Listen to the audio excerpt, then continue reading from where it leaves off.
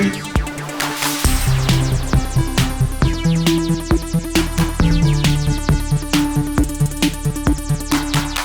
everyone, welcome to GameFace, episode 236, but most importantly, welcome to Next Gen. We are here, people. You can see maybe over my shoulder, I got my Xbox Series X sitting there. Some interesting stories about my Next Gen consoles. As I said last week, I was supposed to get PlayStation 5 on Tuesday at 6 a.m. from Best Buy. It was Monday night. I hadn't heard from them, so I drove to the Best Buy and went in there, and they were like, oh, we screwed up. Someone was supposed to tell you. We're not going to give them out tomorrow morning. We're giving them out Thursday morning. So I get my PlayStation 5 tomorrow morning at 6 a.m. He's like, what time do you want? I'm like, what's the earliest you got? So I'll be picking it up tomorrow morning. I think some people have got some of them shipped to them already. Matt, have you got your PS5 yet? Nope. No. So it's here tomorrow. Okay, so I know that and even Microsoft put out a statement like earlier this week that was like, hey, if you get it early, it's fine to plug it in and play. We're not going to ban you guys or anything like that. But anyway, Next Gen is here. I have half of Next Gen right now, and we're definitely going to talk about it. We have a big show for you guys today. We're going to review Xbox Series X, and that's actually the first topic for today's show. We'll get to that shortly. We're going to talk about Assassin's Creed Valhalla. Some of you guys may have read watched my pre-val that I put out on Monday night to help you guys decide whether you wanted to buy it or not. I have continued playing. Matt is neck deep in it, and we're going to give you our impressions on today's show. Before we get going, if you're listening to this show on any podcast service, could be Spotify, it could be iHeartRadio, it could be Apple Podcasts, Google Podcasts, and you want to support the show, you like the show, head to patreon.com/sifted. That's SIFTD without the E. You can give us $1 a month, $100 a month, whatever you want, whatever you can afford. But we rely 100% on our patrons to keep the show going and everything else that we do here at Sifted. We really appreciate it. If you want to find me on Twitter, you can find me at Dinfire. If you want to find Matt, you can find him at MKyle. That's MKEIL. And if you want to find Sifted, and you should, because you'll get alerts for when our show's going live on Twitch, when we publish archives, you can find us at Sifted Games. And one more thing before we get going, we have giveaways today for the Q&A. We have 2 games that we're giving away. We're going to give away World of Warcraft Shadowlands, the brand new huge expansion to World of Warcraft, and we're also giving away Godfall for PC, which is I guess a big PlayStation 5 launch game, kinda, but it also is released for PC. We have a code for that. Those are coming courtesy of Sifter Bacbi, BACBI. He reached out to me. He's like, I got these codes. I just got a new gaming PC. I don't need them. Do you want to give them away? And that's what we're going to do. So you have to stick around until Q&A for that. Although I would say you might want to brush up on your Gearbox and your World of Warcraft trivia, because we're going to do some trivia to give these codes away. But we'll get to that in Q&A. So with that, it's time to kick off episode 236 with something that only happens once every 7 years pretty much now. And that is a brand new console launch. Xbox Series X and S launched yesterday across the globe. It's been inspiring watching everybody get their consoles and post their pictures on social media. I did a little dance when mine showed up at the door. I got teased all day yesterday. The driver showed up who was supposed to have it, and he didn't have it. And then I watched him drive in circles around our neighborhood on a map. I was a mess. Like, I have definitely fallen into Generation 9 hype. When he finally delivered it, I danced across the living room. I was kind of like the N64 kid from those old viral videos. I am really, really excited for it. How has it hit you, Matt? I don't care. Really? I have never been less excited for a console I've ever gotten. The Series X specifically? Series X okay. Specifically, yes. Okay. It showed up. The guy put it by the door, and I was like, "Cool." I went back and ate something, and then I came back and opened the box and took it inside and set it up, and that was it. Because here's the thing: I didn't really have anything I was going to play on it except like Assassin's Creed, and then I loaded it up and had to set it up, and I was like, And to this partially to their credit, but like it's the same fucking game system I already have. Like it even imported my background wallpaper. It looks exactly the same as my Xbox One. Like it's just faster. Yeah. And so we'll get into the details. We have something to run first. So like what you talk about all the time with like, it's like getting that new console thing and exploring it. And that's not here. It's all the same shit. So like, again, is their plan? They want the Xbox ecosystem to be reliable. It's supposed to be like buying a new iPhone or right? Because like all your stuff comes over. It's just the same thing you're used to. It's just more powerful. So like, success. Like that's what they're trying to do. But it's not like when you get like the Dreamcast or the PS3 or something, and you're like looking through all the new stuff, and you're like, oh, that does that, or that looks like that, or the settings have this, or like, it's like that's not here for me. Okay. So I mentioned last week that I was going to try to do a live unboxing for the show today. Well, that wasn't going to happen because once I got it, there was no way I was going to sit on it for a whole day and not use it. It's more important that I talk to you about the functionality of it for those of you who have not taken the plunge yet and are trying to figure out whether they should buy one. So I had to open it and I had to use it. And I think you'll be happy about that when we start talking about it. But I did not rob you guys of an unboxing. I did an unboxing yesterday, pre-recorded, but we're going to run it right now. Hey everyone, I want to introduce you to my new friend. This is the Xbox Series X. This is my Xbox Series X. I am very, very excited for this. I got this and I had to wait to open it because I wanted to do it on camera for you guys. I would love to do this live on GameFace, but unfortunately with COVID, there's really no way to do it. So I'm gonna pre-record it, we're gonna run it in the show, and then I'm gonna throw back to myself and Matt for our live impressions of our first couple days with Xbox Series X. So anyway, here it is, here's the box. It is very large. It's so large that my head barely can peek out above the box in the frame of the shot for this segment. So it is huge. It's heavy. There's a lot of heft to this frickin' thing. I'll spin it around real quickly. Obviously there's the front. One side, and then on the back you got the Master Chief, which false advertising is coming eventually, and then here's the other side. So with that, we're ready to crack this sucker open, and I am very, very, very excited about this. Let's get to it. All right, so I already scouted this so I wouldn't fumble around trying to figure out how to open this thing. So I'm just gonna flip it right over, and you can see there are pieces of tape on both sides here, and I brought a knife just to slice through this. I'm always very anal about this. I feel like if I go to resell it, people are not gonna want the stickers just ripped off. So generally, I use one of these knives and I just slice right through. Although the tape on this one's pretty tough. So slice through there, slice through the other one. Oh, and there's some down here too. Slice through this one. Slice through that one, nice and clean. Okay, let's see how this thing opens up now. We'll stand it back up. Okay, I can see, let's actually spin it around this way. So it appears that we fold it open this. Oh, I've got it upside down. Uh-oh. Well, there you go, live unboxing for sure. Okay, I think I got it now. So you sit it like this, and then you lift the top off, and there it is. Xbox Series X. I love how they put this little label on here, Power Your Dreams. That's their slogan for Series X. And it's pretty crazy. Look at it. It's not that big. It's really not. This box is way bigger than the console. There's a lot of padding in there. Okay, let's pull this sucker out. Oh man, it's like oh my gosh, it's like holy crap, it's heavy. Oh my gosh. This thing, it's like a lead brick. Okay, let me get this packaging out of the way here. This thing, oh my gosh. It's literally feels like it's a brick, like it's made out of concrete or something like that. So here we go. Again, move this packaging here. Let's see how this works. Yep, you just slide this sleeve off. I'm gonna stand it up to do that. Slide it off. And all that's left is a couple pieces of tape between me and my new friend. There's one here on the side. Sorry, I don't want to take too long doing this stuff. And there it is, my Xbox Series X. There it is from the front view. This thing, man, I'm surprised how little this is. I'll be perfectly honest with you. It is tiny. Compared to what I kind of saw in the scale I saw in images, it's very small.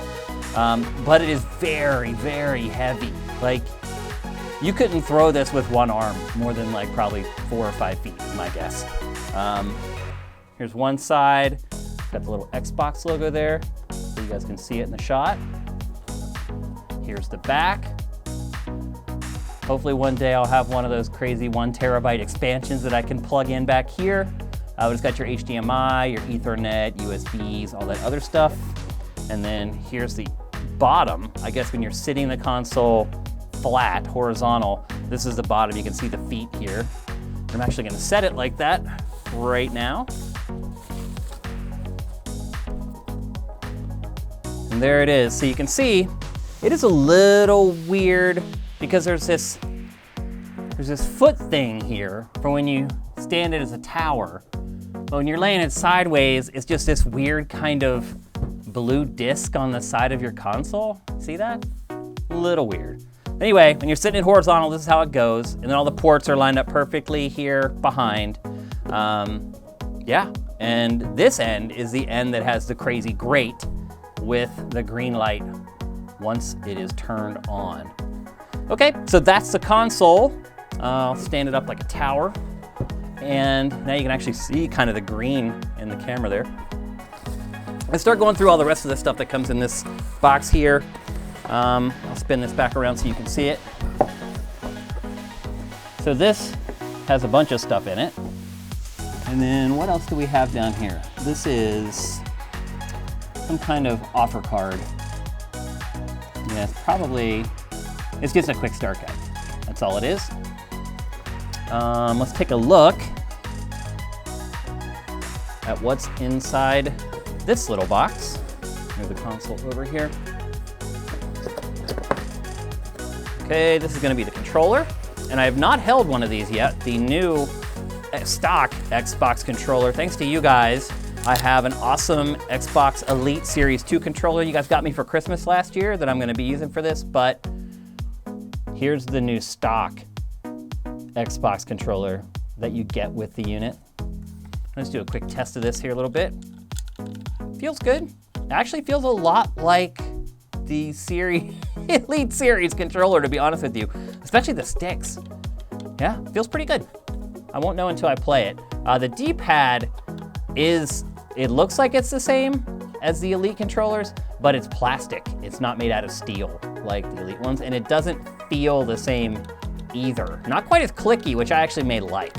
But it feels good. It's light. Surprisingly light. And let's see what else is in here to round out the package. It looks like just a couple cables here. And we got the power cable, which is great. There's no brick this time with Xbox. Very happy about that. And then they give you an HDMI cable, which I'm assuming is HDMI 2.1. I don't know why they would ship this without one, but at the same time, I wouldn't be too surprised if they did. And that is it.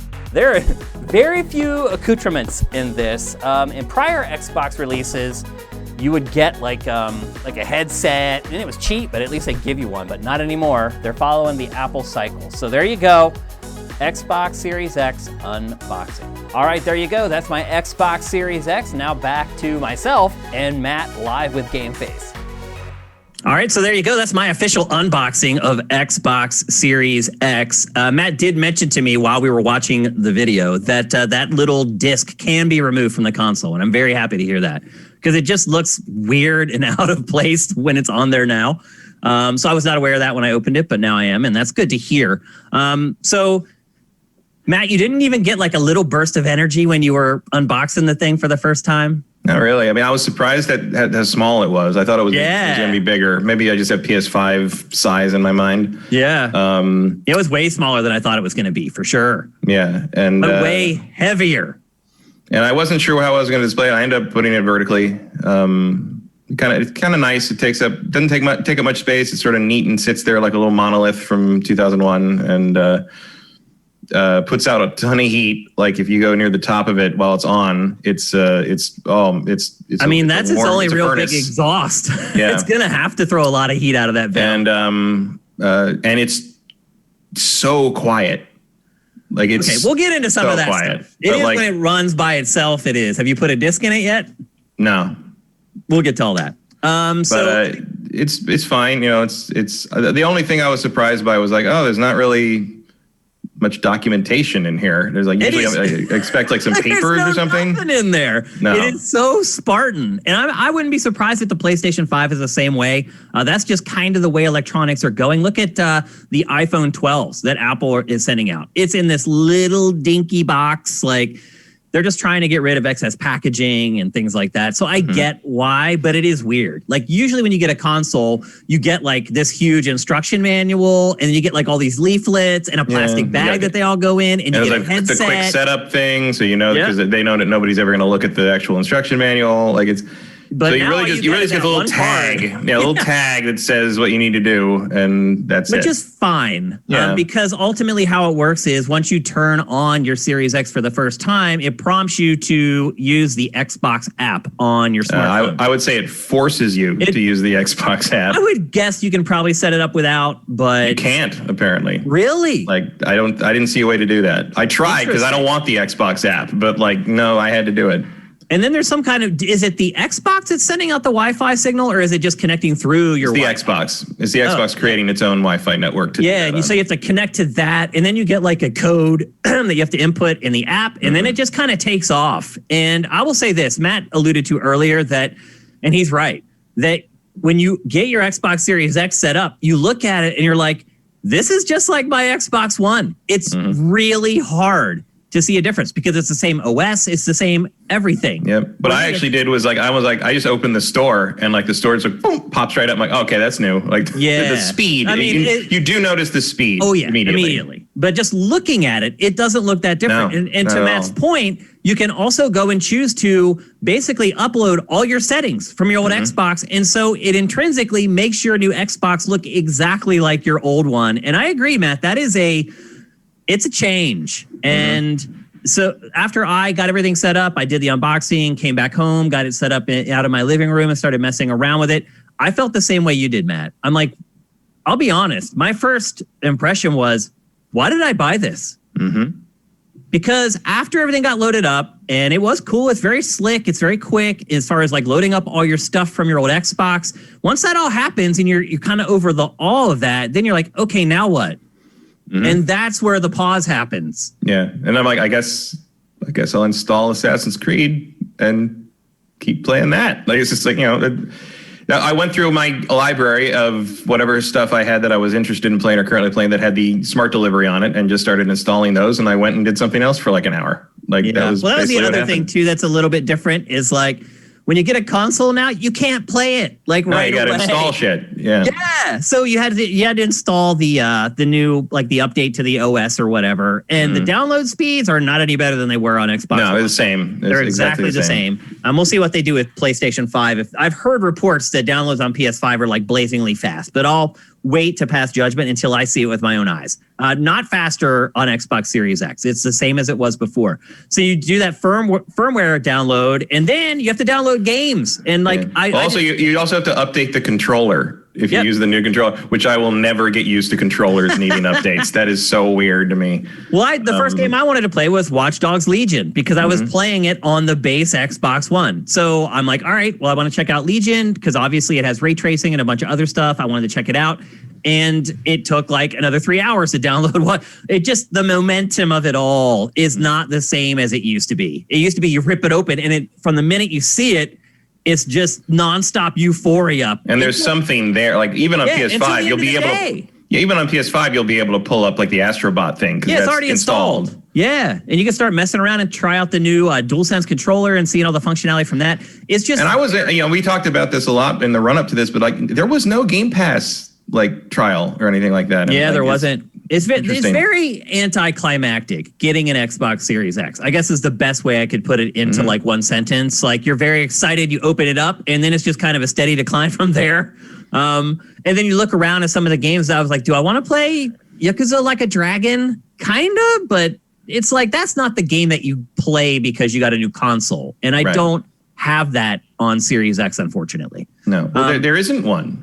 Really. I mean, there's Assassin's Creed kind of, but I played that the night before on my Xbox One X, which I'm glad I did. It looks pretty dang good. Yeah, it looks really good. And I'm glad I did because I got to see, the difference. That's the most valuable thing about having played Watch Dogs and Assassin's Creed before on the Xbox One X is that I got to play them on this and be like, oh, there's a difference. You get to see the bump. Yeah. So that was useful. But otherwise, it's sort of like, I said before, I think on last week's show, it's like, I don't know why you'd buy an Xbox right now. And I still hold that. Like, I mean, I'll say this. I concur. Like, now that I have one, and we'll get into some of the other stuff that I've done since I've got it that also would lead me to tell someone maybe to not buy one right out of the gate. It's just hard to, unless you just love old games, it's really hard for me to rationalize telling someone to spend $500. For me, it was $547 after tax. That's a lot. Well, I mean, we're both in California, so yes, we charge the same tax. But I will say this: the hardware itself, I really like it. It's very slick. It's very fast. I like how it just blends in. That's one thing I don't like about the PlayStation 5 is how garish it looks. I don't really care that like someone walks in and like, oh, you got the new X. I don't care about any of that. Like, I just want a good aesthetic and a great piece of hardware. And what I've used of the hardware so far has been pretty amazing. And it looks great. And as Matt said, for the most part, it's deadly silent. So the platform is there. Now it's up to the content to bring it all home. And that remains to be seen. Let's talk about the new controller. You talked about it a little bit, Matt. I am pleasantly surprised by the new stock Xbox controller. The D-pad in particular, as I said in the unboxing, you guys were very gracious and you bought me an Elite Series 2 controller for Christmas last year. So I haven't messed around with the stock controller that much other than just put it in my hands and feel it and feel how the D-pad feels. I like the D-pad better on the stock controller than the D-pad on the Elite Series 2. It's made out of plastic, but it just feels better. It has less throw and it feels a little snappier. I will go so far as to say I like the new controller better than the Elite. Wow. I've been using the Elite for years on my PC and my Xbox. I have two of them, one for each. And I was like, I'll try this one out and then I'll pair the Elite and just go back to that. And I have not. I like this new one a lot. Huh. That's amazing. I did not expect to be saying that, but I don't miss the Elite. I mean, I'll say this again, even though the sticks are made out of plastic instead of metal, like on the Elite, the sticks feel to me almost exact.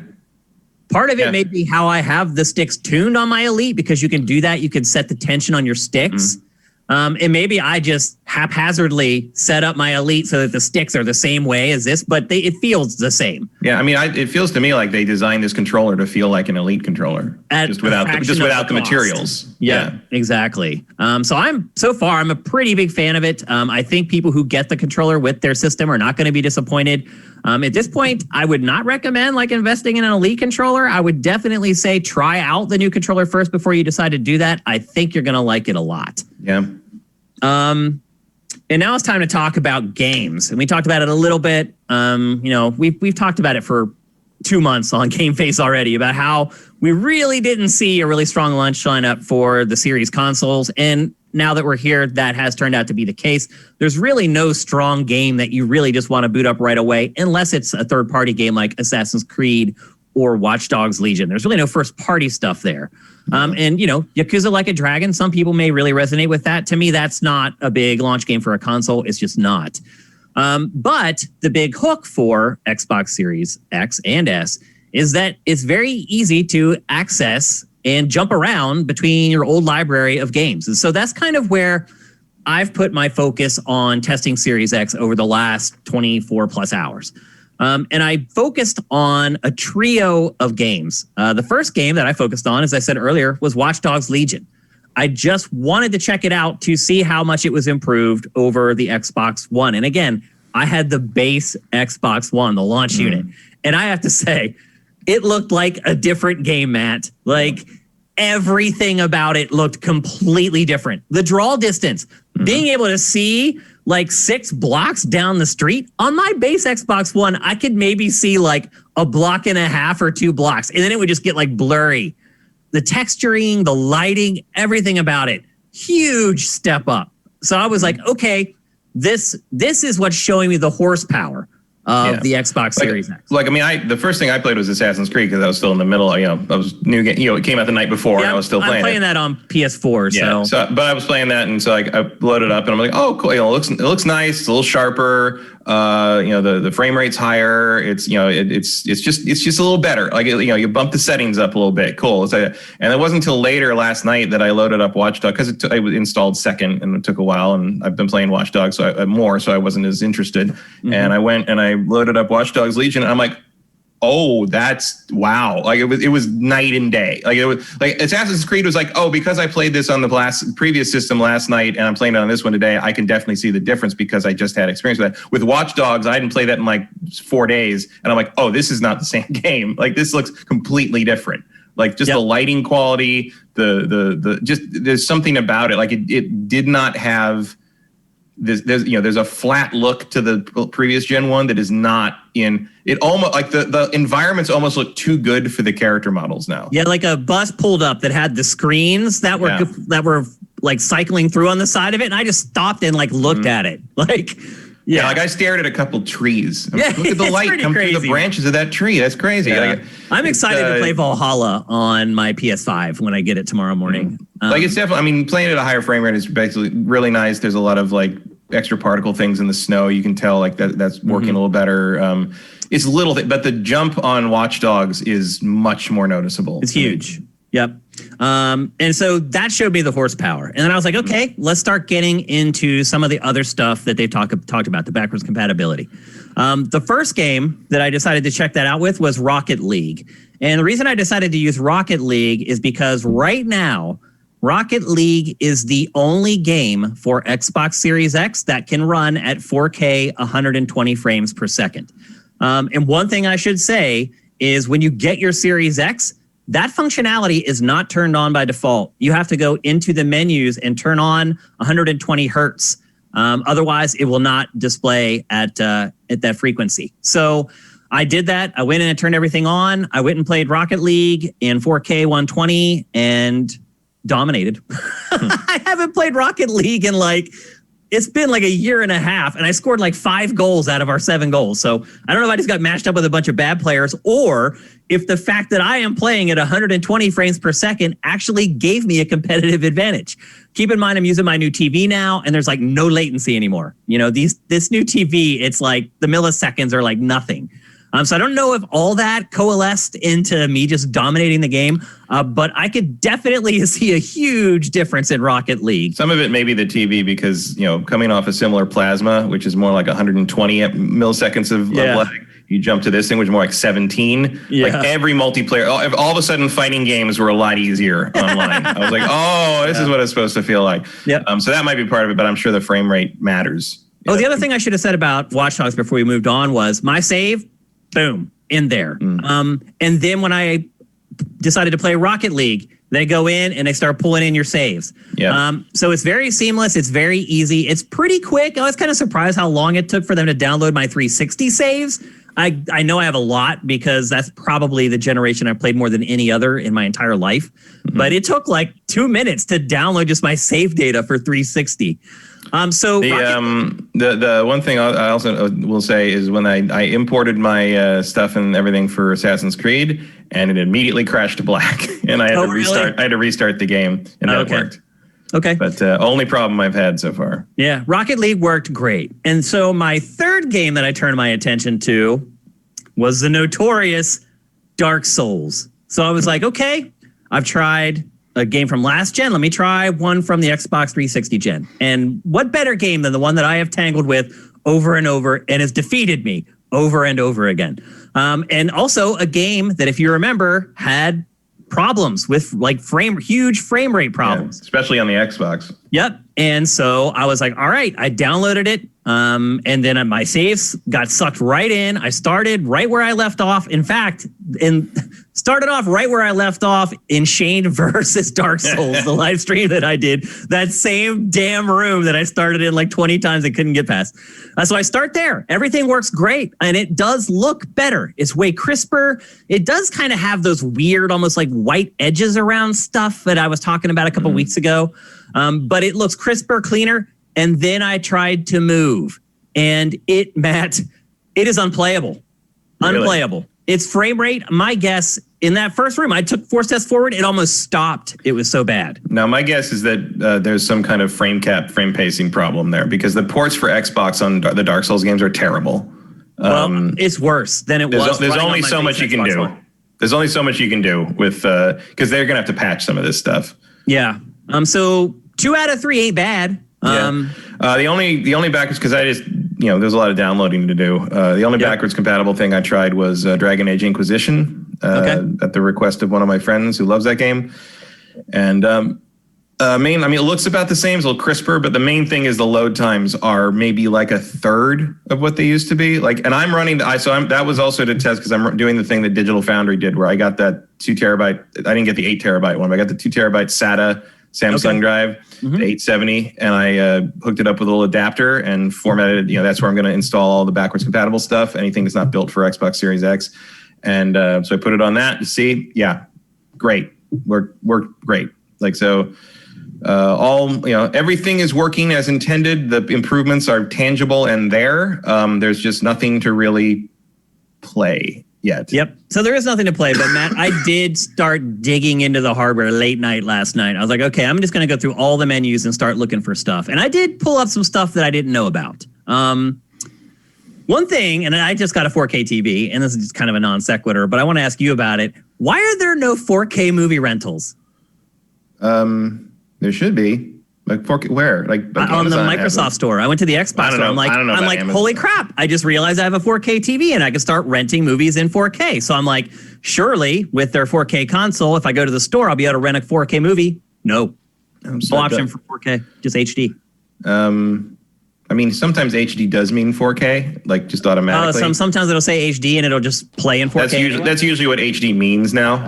Okay, gotcha. Okay. And then sometimes if you go to Amazon, you can rent SD, HD, and sometimes they'll have Ultra HD, which is like the full 4K native whatever. Supposedly, in streaming you're kind of but usually HD. You can't tell, it's movie by movie sometimes, but usually. If you have a 4K display, it will detect that and kind of like try to output it as best it can, depending on the connection. I assume that's what Microsoft is doing there. I don't think I've ever rented. The only thing I've ever bought from Microsoft's movie store is the Bill and Ted trilogy, because it came with episodes of the animated series. So I'm just like, that's more than I get from anywhere else. So that's what I'm going to get here. So it's I'm not too familiar with how the Microsoft store works with movies, but as I understand it, HD pretty much means if you can do 4K, we'll give you 4K. But it kind of depends on your connection and what you're dealing with. Yep. The only place that I know explicitly calls it out is Amazon, because there's a separate Ultra HD rental tier. Do you have to pay more for it? Yeah, it's usually like $6.99 instead of like $3.99. An extra $1, something like that. Okay.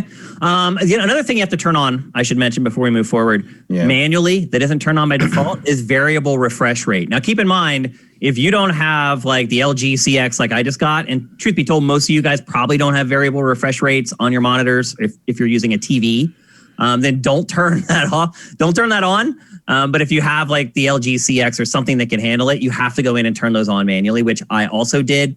I started looking through like all the capture stuff in it. Pretty cool, pretty slick. I like that you can really customize a lot of the parts of it. Like you can choose whether you want to upload it automatically and all that kind of stuff. You can also set like the quality. You can choose. So when you say, I'll record that, you can set how long it will go back, but it's dependent on the resolution. So if you choose 720p, you can go back 3 minutes. If you choose 1080p, you can only go back 1 minute. But truth be told, generally you just need that 1 minute anyway. You can also set a recording buffer. And if you want, you can plug in any external USB drive and save your captures to that external drive, unlike some of the Series X games. What else did I find? My TV is awesome. I discovered it takes everything. It was so awesome, Matt, plugging this thing in and just watching my TV just check all these boxes. Just ting, ting, ting, ting, ting, ting, ting, ting. And then seeing the little icons pop up as it was enabled as I played. I was like, okay, I feel like I have a state-of-the-art TV, because everything it threw at it, it was like, we got this, which was cool. but also it threw a lot at it. Like the Xbox is throwing so many like codecs out at any given time. It's really crazy where hardware is at this point. So let's see. Another thing that I did was I only have like 3 boxed Xbox One games because obviously it's been the digital age. And when you get review code, they just send you download codes. So I only had 3. And one of them was Call of Duty Ghosts, but probably my least favorite Call of Duty ever. So I just took that and I just put it in the drive to see what would happen. And first of all, the drive's pretty loud. So Matt was saying earlier, like it's deadly quiet. And that's why I was kind of like, we'll mention that later. When I put a disc in this thing, the disc drive is pretty loud. Like you can definitely hear it like over a moderately sounding TV. They did not encase it in steel, soundproof steel like the PlayStation 5 did. Yeah. But it's not a big deal. Most people aren't even going to be using discs other than to install stuff on their console, and then they'll never use it again. So not that big of a deal, in all honesty. The bigger deal was I put in a disc, and then I had to sit there and wait for a 40 gig download to play a Call of Duty that's like 10 years old. And I'm just guessing that's probably the way it's going to have to be going forward. But that's the way the backwards compatibility on Xbox has always been. You put the disc in, it's basically a key, and you download the full game from their online service. Yep. That's just how it works. So I just bailed. It's like I'm not going to sit here for an hour and a half waiting to download Call of Duty Ghosts, but that's how it works. So what else did I stumble across digging into this thing? Oh, quick resume doesn't work, Matt. Are you aware of this? No, because I did it last night. Okay, so I couldn't get it to work at all. And I was trying to swap between the 3 games I mentioned, between Dark Souls, Watch Dogs Legion, and Rocket League. It wouldn't work. Every time I would switch to a different game, it would start the game over again, and it would reload the title screen. And I was like, okay, I'm doing something wrong. Because I was just hitting the X button and then just choosing the game from the little drop down that shows up. I was switching betwing Legion and Assassin's Creed and it was fine. Okay, well, I'm going to get to it. My only guess... I've already investigated it. I know what's going on. So anyway, it wouldn't work for me at all. And I was like, I'm doing something wrong. Like there's some menu that I don't know about because they don't tell you how to do it. There's no like instructional or tutorial. No, it's oddly light on here's how things work. Yeah. Almost as though they expect you to know how everything works like the old system again. But even like the little thing is like, here's some, like there's a thing at the top when you first start it up. It's like, here's some hints for your new system. And it's just like, the button does things. There's no like hints about things you might not know about the new functionality. It's purely like, here's how a video game system works. It's useless. Yeah, there are no tutorials for it at all. It doesn't tell you how it works. So I thought I was just doing something wrong. So I'm like looking all over the place, like trying to find like the quick resume menu so that I could like pin it to the screen when I hit X. And I'm like, I can't find it. So I just Google it. And I'm like, why? I'm like, does it not work? And sure enough, there's a gigantic Reddit thread full of people who are having the same problem. And at first, Microsoft thought it was only a problem with Watch Dogs Legion because that was the first game that everyone discovered that would not work. And then as Microsoft started investigating, it discovered that it was a problem with a ton of games. And according to that Reddit thread, as of a post this morning, they said that they took it down today altogether while they work on it. So I don't know. It hasn't worked for me yet. At all. Anytime I choose a new game, it's like I'm starting the game all over. I have to wait for it to load up, and then I watch the title screen. I have to start it. So when I switched back and forth, I only did it once back and forth to see it happen, basically. Yeah. And when I switched, it went to the Assassin's Creed like logo. Like when you start the game up, like any Xbox game, like the big still screen comes up of the logo of the game or whatever. So that came up. And then the little like quick resume arrow popped up and it cut right to where I'd been in the game. Yeah. And then when I'm sure when it works, it's awesome. So it works on mine. I don't know why it's not working on some and not working on others, but so you got it to work with Watch Dogs Legion. Yeah, I went back. I'm like, oh, that was cool. Let's go back to Watch Dogs Legion. It pops up the picture of the guy with the pig mask in the crowd, and then it just does the thing and pops up to where I was. And I went back to Assassin's Creed because that's what I wanted to play and did it again. So I didn't have a problem there. But that's the only time I've done it. That was like probably just so you know, probably like 8:00 last night. So that's all I got. And just so you know, that is how you do it. You just hit the X. That's how it's supposed to work. You just hit the X on your controller and you just choose from the list there. And it should take you right back to where you were the game. Yeah, not just working for me yet. They'll get it. It's like before, if you did it, like it would tell you like we got to quit the old game and you just switch over to the new one. And this one, it just doesn't give you that message and jumps right over. Yep. It will. It's not working for me yet. I'll be excited when it. Like it's not working for anybody if they turned it off to work on it. I didn't. That's also interesting that that's a feature they can turn off remotely for everyone. That's weird. It is weird. Yep. So anyway, that's the crux of my experience with Xbox Series X so far. Maybe a couple other tidbits. One thing I would say is I'm starting to look at my Series X as like my new gaming PC. I'm like, I can spend $550 on a rig that I would have to spend a lot more to build if it was a PC. So in a lot of ways, I've kind of shifted my perception of what Series X is a little bit. Like I almost feel like they should release Windows for this thing. Like because it's a great PC for really freaking cheap. Like and keyboard, mouse already works in it. If you could release some kind of truncated version of Windows with like Microsoft Office or something, you'd sell so many more of these things. So right now, that's where I'm at with it. I'm looking at it almost as like a PC instead of a video game console. And I just think that's a factor of the fact that there just isn't a really big game to play right out of the gate. What say you, Matt? I mean, that's pretty much covers it. Like it one day we'll probably have stuff you need to play. It doesn't right now. It's more of a toy to kind of like mess with, this loads like this, or this looks like this now, or this is cool. Like, it's sort of the same. I mean, it's kind of the same thing as like when you get a new graphics card and you load up all your old games to see what they look like now and see how far you can push the settings and still get a good frame rate. That's probably also why I'm looking at this as like a PC. Yeah, it's a very similar experience, right down to the whole OS is identical thing. Yep. So, which I guess is in Microsoft's brand in the end. But in terms of sort of getting a new console to play around with and see all the new things, like it's just not. It doesn't do that. It's not for that. It's an upgrade of the thing you already have to run things better for a new generation, and that's about it. And because it has no real first-party offerings to speak of right now, it's mostly to play other people's games that you maybe want to go back to now, or if you haven't played Assassin's Creed yet or Watch Dogs yet, like that's about it. But in terms of compelling you to buy this and miss out on like Miles Morales or Demon's Souls, like there's not a lot of argument on the Xbox side there. Yeah, now that I have a Series X, I'm very, very happy that I recommended everyone buy a PS5. I'll put it to you that way. I felt good about it when I told people that. I feel really good about it now. Particularly there were no surprises here for me except for how much I like the controller. Really. Yeah, I honestly, I can't think of a single reason I would tell someone to buy a Series X over a PS5 right now. No, I just can't. Not right now. Maybe one day. But yeah, I don't think it maybe even will be all that long. I mean, Halo Infinite, that could be whipped into shape and it could be great. And immediately then, to me, it's worth buying a Series X. Yeah. But look, if you're like saving your pennies right now to try to get a Series X for Christmas or before the end of the year, stop. Yeah. I'm just telling you. I have spent $500 and some on it, and I'm like, what do I do with this thing now? I'm playing Valhalla on PlayStation. I'm pretty much done with Watch Dogs.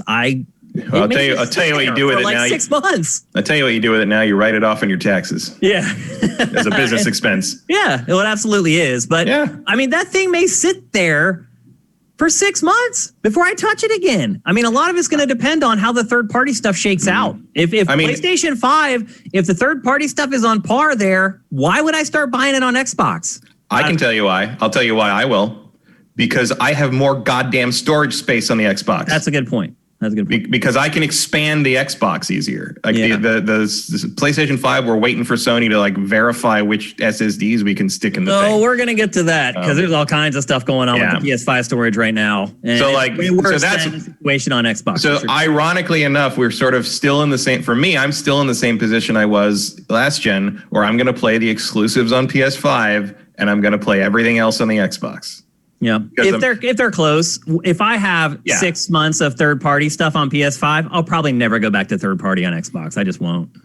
Again, it does depend on performance. If the PS5 runs stuff better, I probably will end up just dealing with which I don't think is likely. Which probably not. Yeah, I think best case scenario is PS5 is on par with Series X, or more likely maybe a little less power, less. I think it'll come down to a game by game thing. Yeah. Like this game runs a little better. This game has different. This particle effect works this way, and it doesn't work this this way on the other one or that kind of thing. And so it's I think it's going to come down to minor differences in the way like Burnout Paradise was, where like the sparks were a little better on PS3, you know? Yeah.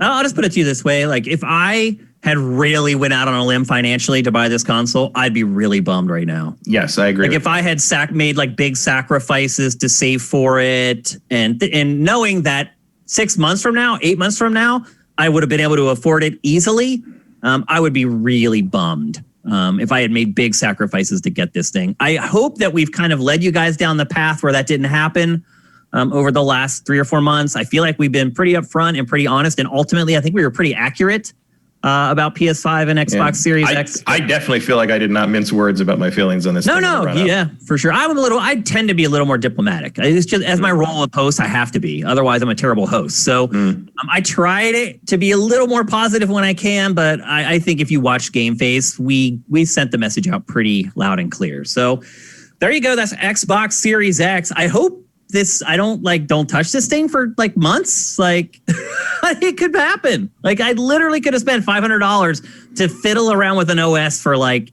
18 hours. So anyway, I'm going to keep playing Assassin's Creed on it, obviously, but like, you know. Yeah, I'm already playing that on PS. I've been playing on PS4 Pro on my new TV, and yowza, boy, does that game look amazing.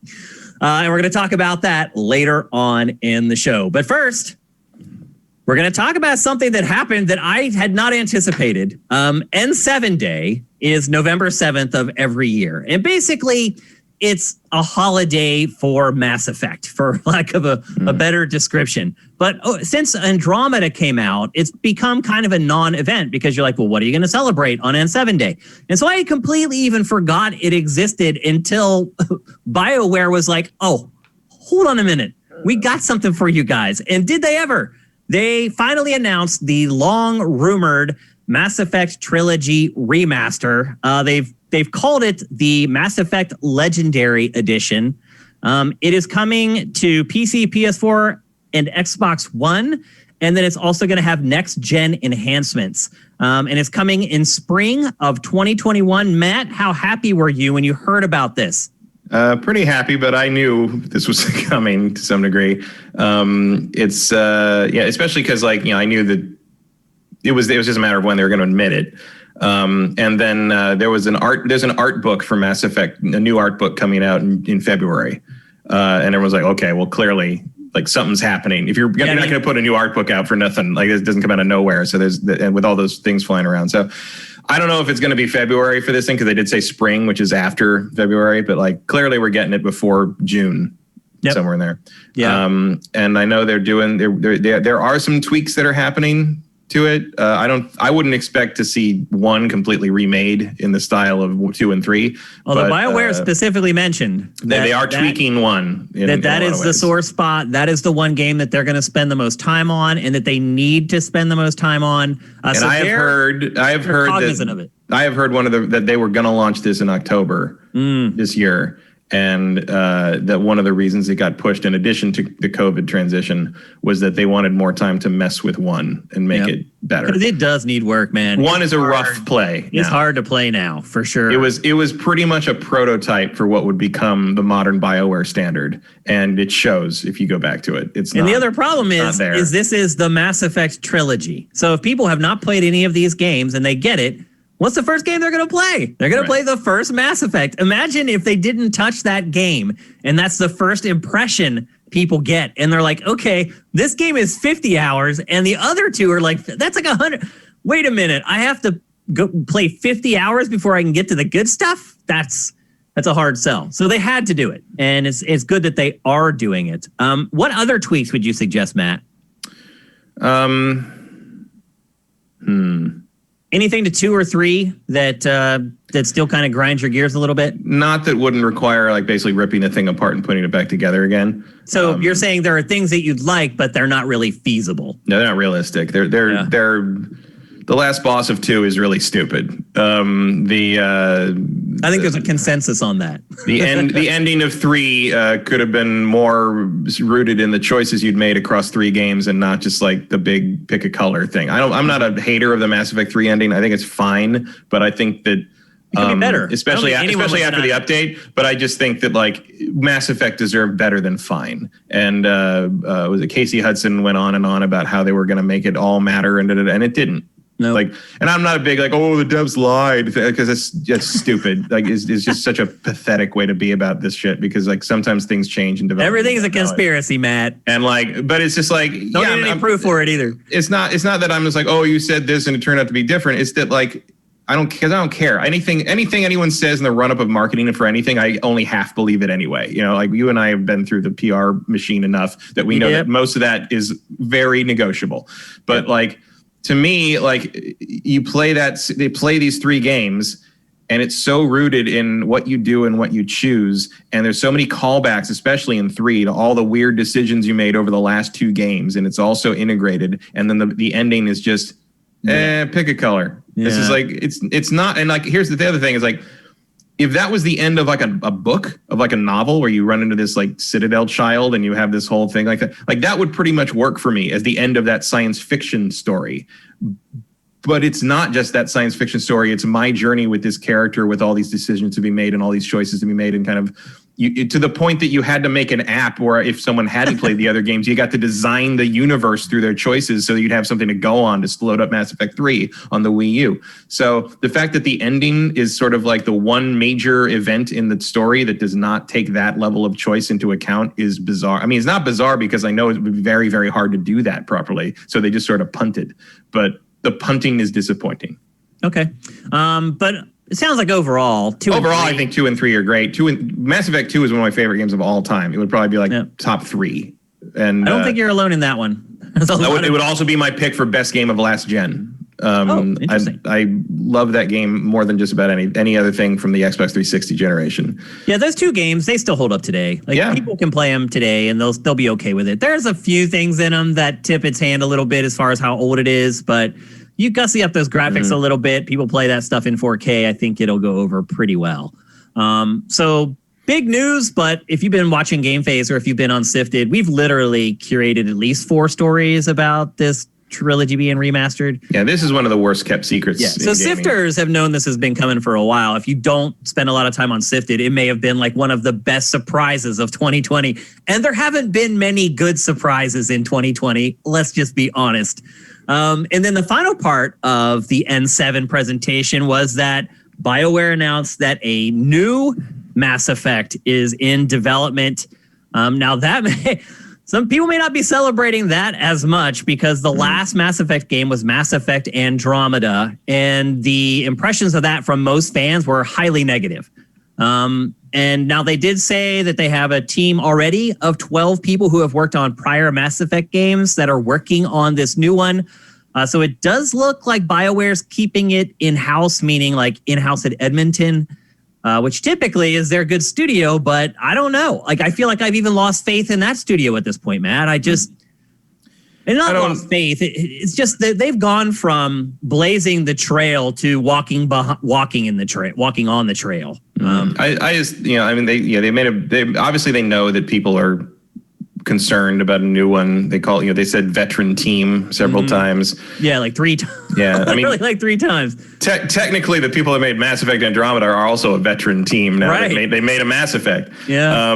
My thing is, I mean, fine. I'm guessing a lot of those people worked on Andromeda. Yeah. I mean, fine, cool. Like, if you're doing that, okay. Like, Mass Effect was the story of Shepard, and it's over. And not everything. That's what the real problem is? Yeah. Not everything needs to be a franchise. Like, that universe was interesting, and I loved the world of Mass Effect, but it was built around that story and around that character, and trying to like kind of continue to play in that universe without that kind of drive because that part of the other problem with Andromeda is Mass Effect is space opera. Mass Effect is not really science fiction at its heart. Like, there's a lot of science fiction in it. There's a lot of like hard sci-fi gadgetry and that kind of world, like lore and world building. But the core of the story is like a myth. Well, it's couched that way because it's a at the end, story-driven game. Yeah, but more importantly than a story-driven game, it's a myth. It's not a story of gadgets and science. It's a story of characters and people and sort of these sweeping events that sort of you put them in like a game of. Also, like, it's not a coincidence that Dragon Age has such a similar build and style to Mass Effect, not just because it's made by the same people, but because they're both myths. They're both epic fantasy in a way. They're space opera like Star Wars is. And when you remove that, Mass Effect Andromeda was trying to be kind of straight science fiction. We're going to explore this and that, and it just didn't quite gel the same way because it didn't feel the same. It's like when you go back to like the expanded universe novels for Star Wars, and it's just a bunch of sci-fi authors writing science fiction with the names replaced with Star Wars things, and it's like this doesn't feel like Star Wars. It might even be a good story. I tried to read so many of those books. Yeah. I could never make it past like the first 20 pages. That's because they're all garbage. Yeah. But it's like, even if you like them, even they're good, like even the couple that I was like, I thought were okay. Like, I'm like, this doesn't feel like Star Wars. It just, because Star Wars is a myth. It has scope. It has like this quality to it that you just don't get. And like a lot of other official media like don't get. Mandalorian gets it. Yeah. But like, that's one of the problems with Andromeda, in addition to the fact that it was written whole incredibly bug ridden and wasn't very interesting. But like the gameplay of Mass Effect Andromeda is very good. Like, it was the best gameplay in franchise history. Yeah. Unfortunately, the rest of it wasn't as good as the other games. Yeah, it's just and go ahead and make another Mass Effect, fine, but like don't expect me to be excited about it until you show me that you have. What do you think they should do, Matt? I think they shouldn't make it. I agree with you. I know that, and that's what I was getting at. I hear you. I agree with that 1,000%. That franchise was designed for that 3-game arc, that story arc. But EA is not going to do that. It is not going to let a big franchise die. They're going to make another one. They've just announced it. What should they do? They should not call it Mass Effect. They should make another science fiction game. But they're gonna. What should they do? I don't know. I don't have any ideas for them. Really? Like I have no idea what you do with that world to make it interesting again. Like, I think the first thing is what you said, is make the game about people and about human interaction and how humans react to strife and other elements. They're trying to do that in Mass Effect Andromeda. There's just no interesting stakes to it. Like, I don't care about whatever the name of the main character was and their father and the brother or what. Like, I don't even remember anyone's name from that. I can name you specific side conversations I overheard in the Citadel Marketplace from like Mass Effect 3, and I can't tell you what the name of the main character in Andromeda is. Like, there's your fucking problem right there. Yeah. And like, it's like, I don't know. Like, I don't know what, like, the story, I guess you could go back and do a prequel about the Turian human war, but like, we already know how that turns out. So what's the point? I guess you'd probably star Anderson in that. The admiral that you're working for at the beginning of Mass Effect 1. I don't know where you go for a sequel, because you have to take into account that the players will have chosen one of your 3 colors, and those are all 3 very different status quos at the end. And if you make one of them canon, you kind of defeat the purpose of the chosen ending thing in Mass Effect. I mean, I guess you could, because who gives a shit at this point? Most of our Mass Effect fans are not going to consider a new Mass Effect relevant anyway, so I guess you can you have the freedom to do that if you want. Yeah. I guess you could continue the Andromeda story and have the other races from the other sleeper ships finally show up, because part of the problem with Mass Effect Andromeda is they took all the interesting aliens out of it. And yeah, they did. Because all the others were on like other ships that hadn't gotten there yet. So you're stuck with like Turians, Asari, and Solarians, and you're like, oh, the 3 most boring races. Chosen better. Yeah. Like, here's what will really get me on board, whether or not I even care about the story. Give me an L-Corps crew member, you cowards. The big 4-legged guys who speak, it's like sarcastic comment. I don't think that's going to work. Like, give me that's the way to make the story more engaging. No, but it would make me laugh, and that would be better. You give me an L-Corps crew member and a Hanar crew member. The Hanar are the jellyfish that won't use personal pronouns. They lost a lot of the sparkle of the world by removing those aliens and not having it something to continue to be discovered. And then when you get to the other galaxy, there's only one new group of aliens. Yeah, they're all basically just Klingons. Yeah, it's such a uninspired thing. Yep. And like, that's the main thing, is like, you need to come up with reasons to make another game that isn't, we think people will buy this. Yeah. So now, obviously, a lot of you guys remember I liked Andromeda. I didn't love it, but I liked it. Matt didn't like it really at all. I liked the gameplay. Yeah, you liked the combat, but not the rest of it. And then some people are saying Andromeda won best story in the series, but obviously the gunplay is kind of crap.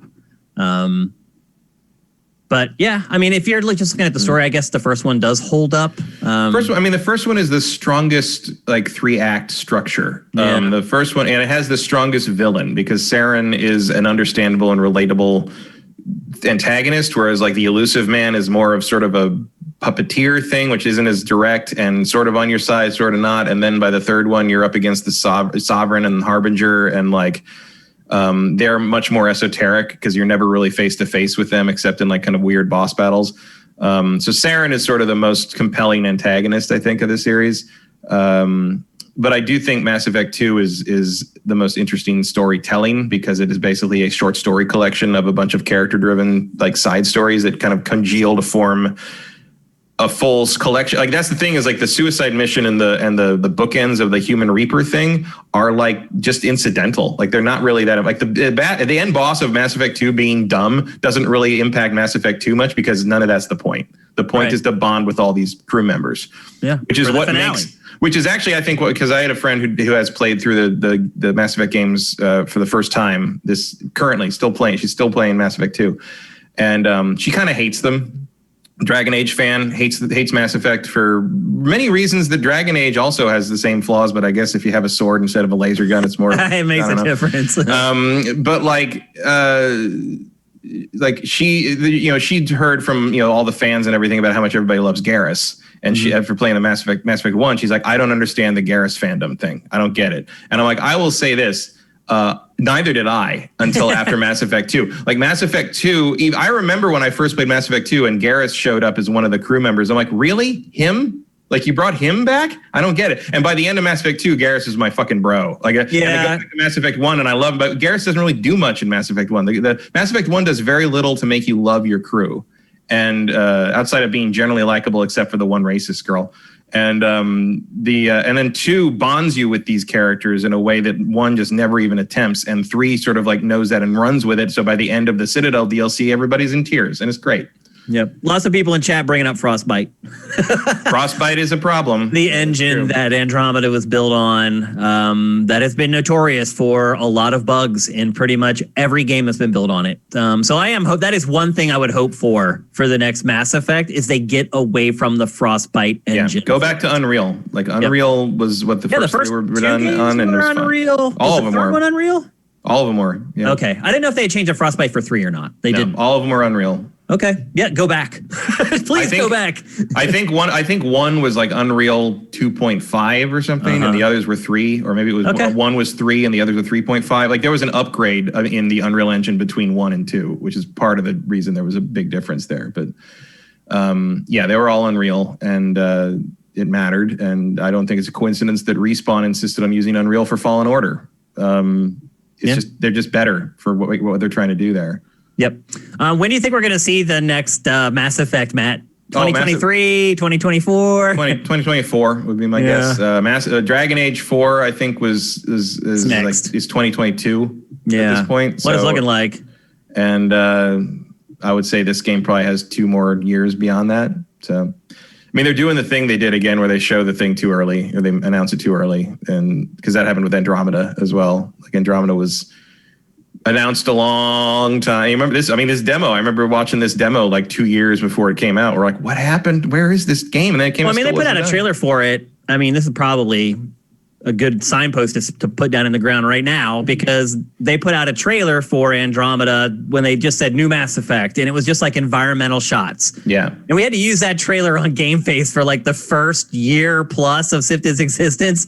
Just these environmental pans for the next Mass Effect. And then they slowly started unveiling stuff. So yeah, I'm guessing they follow the same plan here, and we're not going to see the game, probably the teaser until next year, and then they're going to Elder Scrolls 6 it. Probably. Yep. Sadly. Before we move on, I want to thank everybody who has subscribed via Twitch Prime. It's very important to us, and it's a way that you can support us 100% for free and give us a free $2.50 every month. But you do have to resubscribe at twitch.tv/SiftedGames every month. Minority Games, thank you for Twitch Prime. I saw some at the beginning of the show. Tiny2K, thank you. Oh, and the chat just cut off. Crap, why does it do that? I don't understand. Yeah, it just cut it off. So I lost everybody who subscribed at the beginning of the show, unfortunately. But thank you anyway, if you guys did. I really appreciate it. All right, next up. today, well, actually, I think it was yesterday, is the 20th anniversary of Counter-Strike. A legendary first-person shooter that probably should have never existed in the first place. Matt, what are your fond memories of Counter-Strike, if you have any? I don't have any. I've played maybe 5 rounds of Counter-Strike. Really? You never got into it, despite how huge it was. I don't care about competitive first-person shooters. Yeah. Wow. I'm surprised to hear that. So I was working at GameSpot, I think, when Counter-Strike came out. Yeah, I was.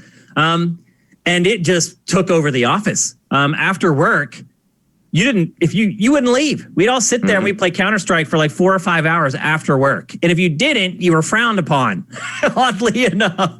Because I was like, look, bro, I need to go home and like play Banjo-Tooie. It's like 80 hours long. I can't stay here playing frickin' Counter-Strike. But it was gigantic. Like, as soon as the bell hit to end the workday, everybody at GameSpot, every monitor had Counter-Strike. Greg Kasavin, Jeff Gerstmann, Ryan Davis, all of them. They all played it incessantly. Now, I did like Counter-Strike.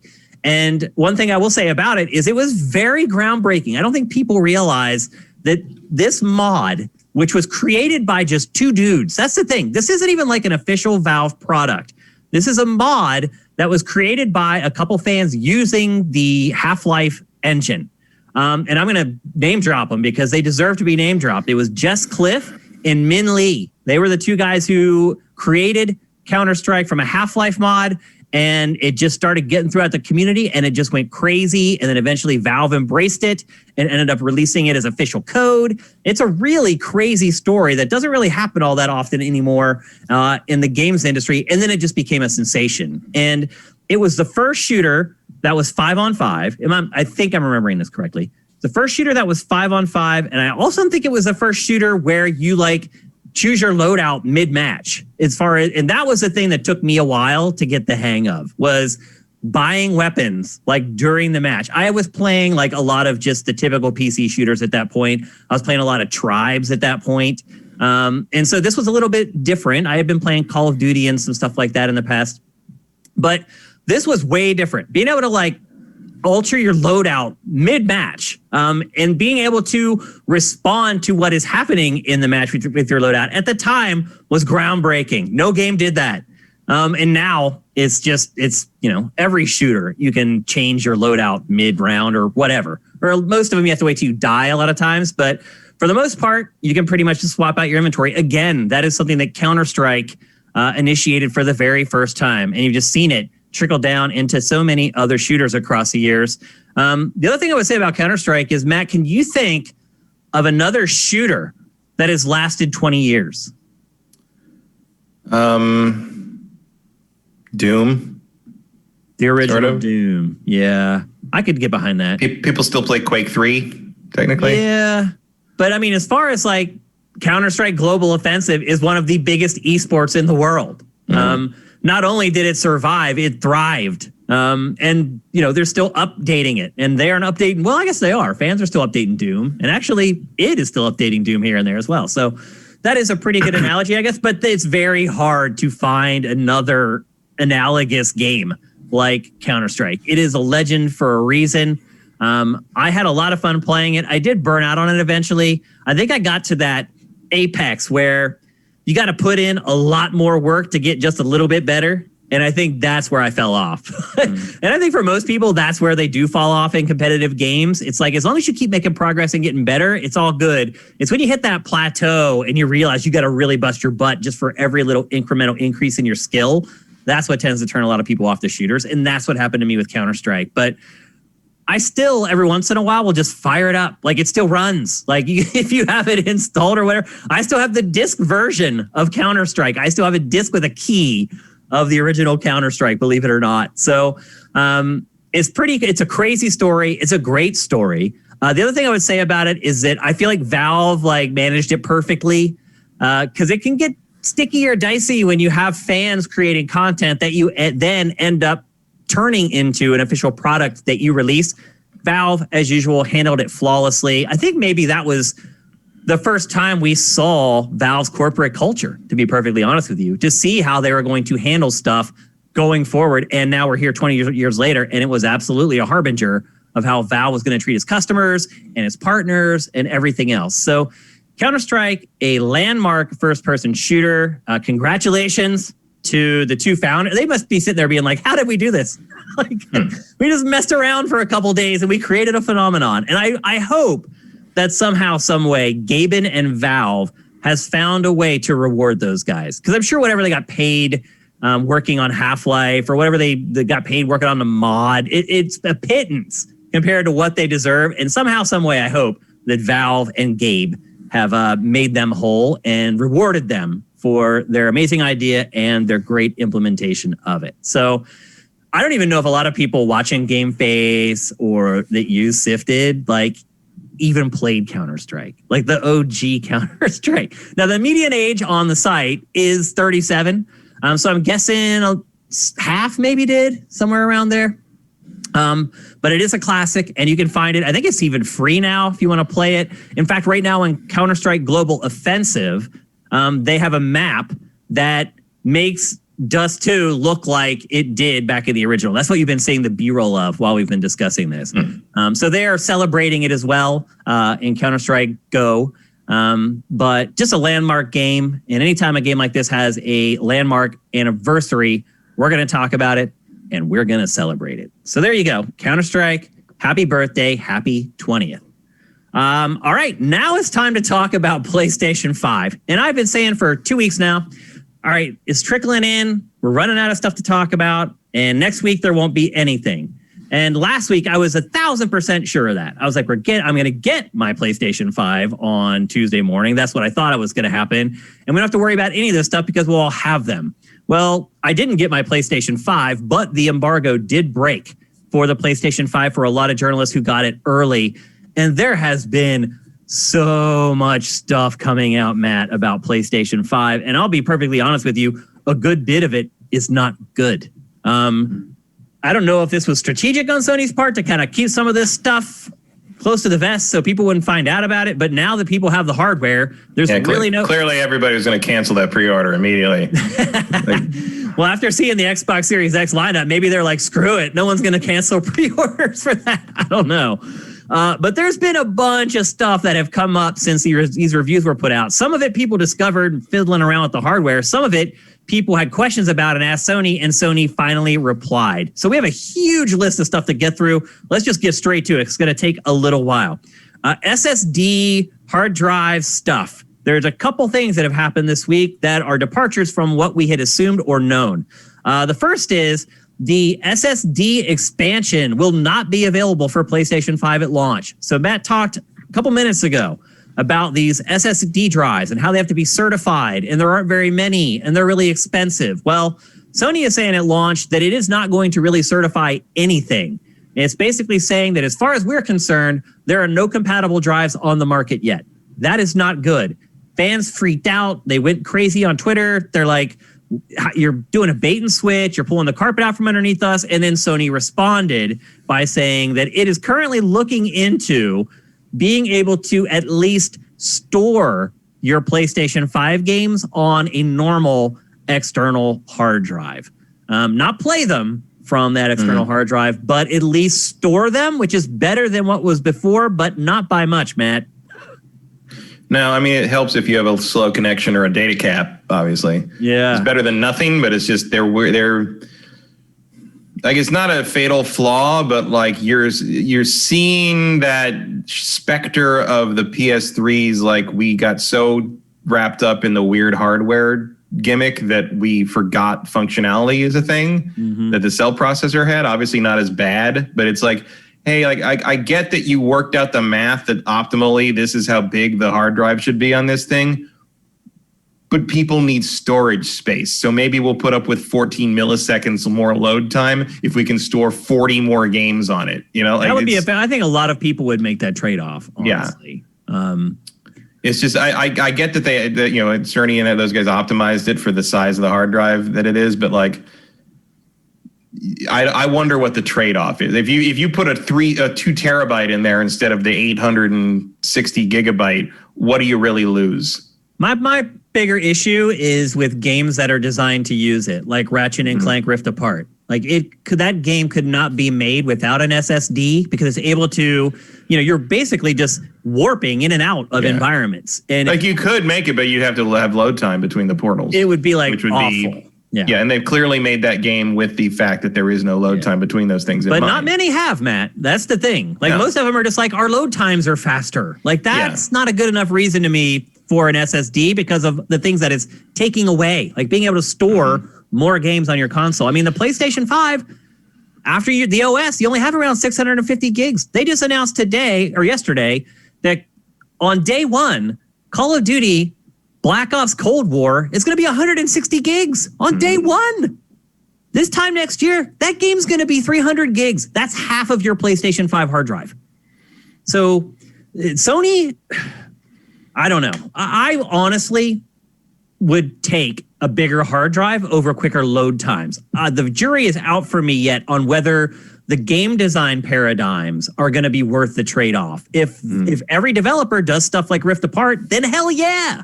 But if they don't... But they're not because the Xbox can't run that. So, you're only going to get that from exclusive first-party Sony stuff. Yep. And was that worth it? Probably not.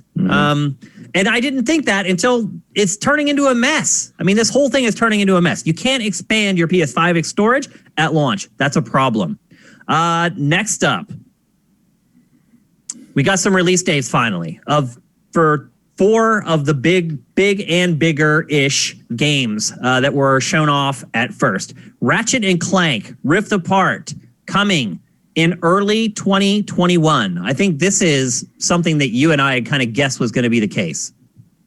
So not a huge surprise there. And it'll be good to get a game like that does make full use of the PlayStation 5 hardware, not quite so long into the console's life cycle. That would have been nice to have as a launch game. I think they kind of used Astro as a proxy as far as like a game that'll be like, look at the stuff our new controller can do. Look at the other stuff our new console can do. Yeah, that's definitely, I think, what Astro is there for. And like on one hand, you could kind of criticize Xbox for not having something like that, but at the same time, what would they do? Rare would have made it, is my guess. Yeah, but also like, what would you be showing off? They say, hey, loads faster. You can quick resume. Oh no, I guess you can't. Bye. Like that's the end of it. Like, there's not much to really. It's just more powerful hardware, whereas the PS5 has a few new tricks in it. And the controller is obviously a departure. Which I still. I mean, maybe I'll get that. Understand that when I get it in my hands. Like right now, I'm just like, what could you possibly be doing? To be clear, I see ETH Demon is saying it needs an SSD, but as it doesn't need what the PS5 is doing, there's no reason Ratchet couldn't do what it's doing on an Xbox Series X SSD. Oh, of course, we know that. We're not saying that Ratchet can only run on PlayStation 5. I don't know where you're getting that from. Because Cerny claims it, but like... he does? Yeah, well, I guess their claim is that the pipeline from the SSD to whatever, the rest of the hardware is optimized in some way on the PS5 that the Xbox isn't. And I don't believe that. The idea that you can stream stuff faster on it, and that's why like Ratchet is possible. That was the pitch at that like GDC talk. No, I missed that somehow. But that seemed to be his implication. He may not have come out right out and said it, but that would seem to be the implication to me was that like they don't have this pipeline tech we're using. No, absolutely. Ratchet and Clank could run on Xbox Series X. It never will, but it could. Absolutely. And when I say I'm looking to the developers to make use of the SSD, I wasn't just talking about PlayStation 5. I was talking about Xbox Series X as well. If the developers who are working on that system can't find cooler stuff than faster load times, then no, to me, it's not a worthy trade-off. But I'm hopeful that at the very least, the first-party guys will, which will make the first-party stuff even more special and incentivize people even more to buy more than one console. So I guess if that ends up happening, it could be good for everyone, but we'll see. Next up, the PlayStation 5. Oh, wait, I didn't go through the rest of the games. Gran Turismo 7, also coming out early 2021. Also, Matt and I think we guessed that as well when we first saw Gran Turismo. Also, I think we got some clues. Maybe there was like a ESRB thing that leaked or something for that year, or release date on Amazon. I can't remember what it was, but we got a clue that it would not be that long. And as it turns out, it's not. It's coming in early 2021. Well, those Gran Turismo, so delays are not impossible. That's true. I mean, they're probably likely. Let's be honest. Have they ever released a game on the first release date they announced? I don't know that they ever have. I don't think they've ever released. I can't recall that happening, no. Maybe A-Spec at the launch of PlayStation 2? That wasn't the launch. That was well into that. It was, but I don't think it was ever delayed. I don't think it was supposed to be like a launch game. Maybe not. I mean, they had a bundle with the console and everything when it came out, so clearly that was planned. But I don't remember. I think that might be the only one, though. I don't remember if that was supposed to be like earlier than it was. I don't remember that. That's the bundle I bought. That's when I bought the PS2 was for that. That's one of the few consoles I have not bought at launch. Okay. So that's GT7, early 2021. And then Returnals, which is a game that's kind of on people's radar. That's also early 2021. I had actually forgotten about Returnals until I saw this story. And I was like, I'm surprised they even bothered to mention it. I went back and watched the trailer and I was like, okay, all right. Yeah, I'm curious about it just because it's Housemarque. Yeah. So yeah, because I love Housemarque and I'm really concerned about the direction it's going in right now. So I am a little bit on edge about that game. And then finally, Horizon Forbidden West, late 2021. So that looks like it's going to be PlayStation 5's big Q4 game for next year. I will probably be playing it a year from right now, actually, is my guess. Again, something that we predicted already, Matt and I. We both said that we thought that would be the case, that would be PlayStation 5's big Q4 game. I hope there are more. I hope that's not the only one for Q4. But if it is, it's probably going to be a really good one. But yeah, so it's coming in Q4. So we have really now at least loose release date windows for pretty much all the big first-party PlayStation 5 games that have been announced so far. Next up, PlayStation 5 will not support 1440p natively. And to us, this isn't a big deal because TVs do not display at 1440p. 1440p is typically a PC monitor resolution. And a lot of people who maybe wanted to play their PlayStation 5 on a PC monitor are kind of pissed off because it's not going to happen. Sony, its response to this was the reason it decided to do it was because it wanted the PlayStation 5 to work on as many TVs as possible. I don't believe that at all. I think it's more likely that they just ran out of time to get that to work. I would not be surprised if it comes in a firmware update later on down the road. I just think it wasn't a priority for launch for PlayStation, but I do think eventually it'll come because it's certainly capable. Yeah, you could do that. I mean, it's just like there's so few people relatively that are going to want to run it at that. It's not. It'll be one of those things everyone's angry about now, but then when they actually fix it like 6 months ago or from now, like no one will care. Yeah. No one will even be like, there it is. Everybody is a big word for that. It's a very small number of people that want 1440. But I have a 1440p PC monitor. It's all you really need at that distance from your face. Mm-hmm. But that's not going to hurt them. So why not? They have bigger fish to fry right now, I'm sure. Yep. And just getting everything done like in the standard resolutions. Matt, did we know this already? I feel like we knew this already. I don't know. When I was preparing for the show, I had deja vu at this topic. And so I didn't know if it was deja vu or if we had really said this before. Maybe not. Maybe it was deja vu. That was the first time I had deja vu in like a year and a half. It's really crazy. Mm-hmm. This came out of nowhere. Okay, here more bad news, unfortunately.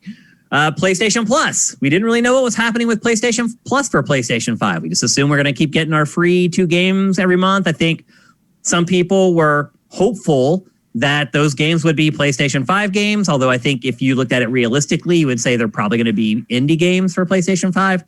That has really not turned out to be the case. PlayStation announced this week that you will continue to get 2 free games, keeping in mind that was chopped down recently from a bigger number that we used to get. But you're going to continue getting 2 free games a month. And basically what Sony said was they're going to be mostly PlayStation 4 games with some PlayStation 5 games sprinkled in.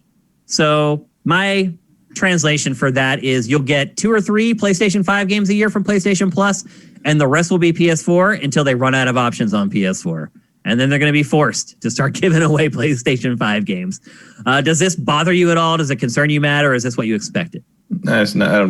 PlayStation Plus doesn't really factor into my main game stuff most of the time. Like, I don't even think about it in terms of like, oh, what's the new free game? I don't care. Like, do you go get the free games every month? I usually do, but I don't remember the last time I actually played one. I don't either. I hardly ever play them. I always go get them. I do forget some months, and then I feel bad. I don't know why. It's so dumb because at that minute I could go to Twitch and I could see where they just gave me like 14 free games. Like I shouldn't be sad about it. It's like I feel like I'm leaving something on the table, I guess maybe. Yeah.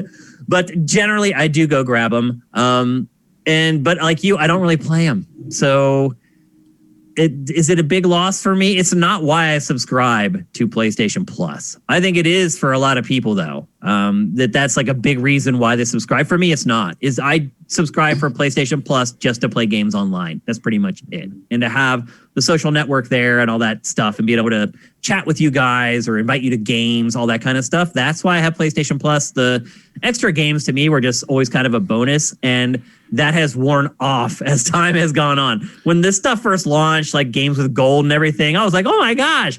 But times have changed so much, Matt, since then. Like that used to be the only place you were getting free games. Now, if you do Twitch Prime and subscribe to Sifted at twitch.tv/SiftedGames, you get tons of free games every month, like 10 sometimes. And then you go over to Epic Games Store and you're getting like 3 free games a week from there. So the allure of the free video game has fallen drastically over the last like 5 years because I have too many to ever play. I could never finish the games I own right now before I died. I couldn't.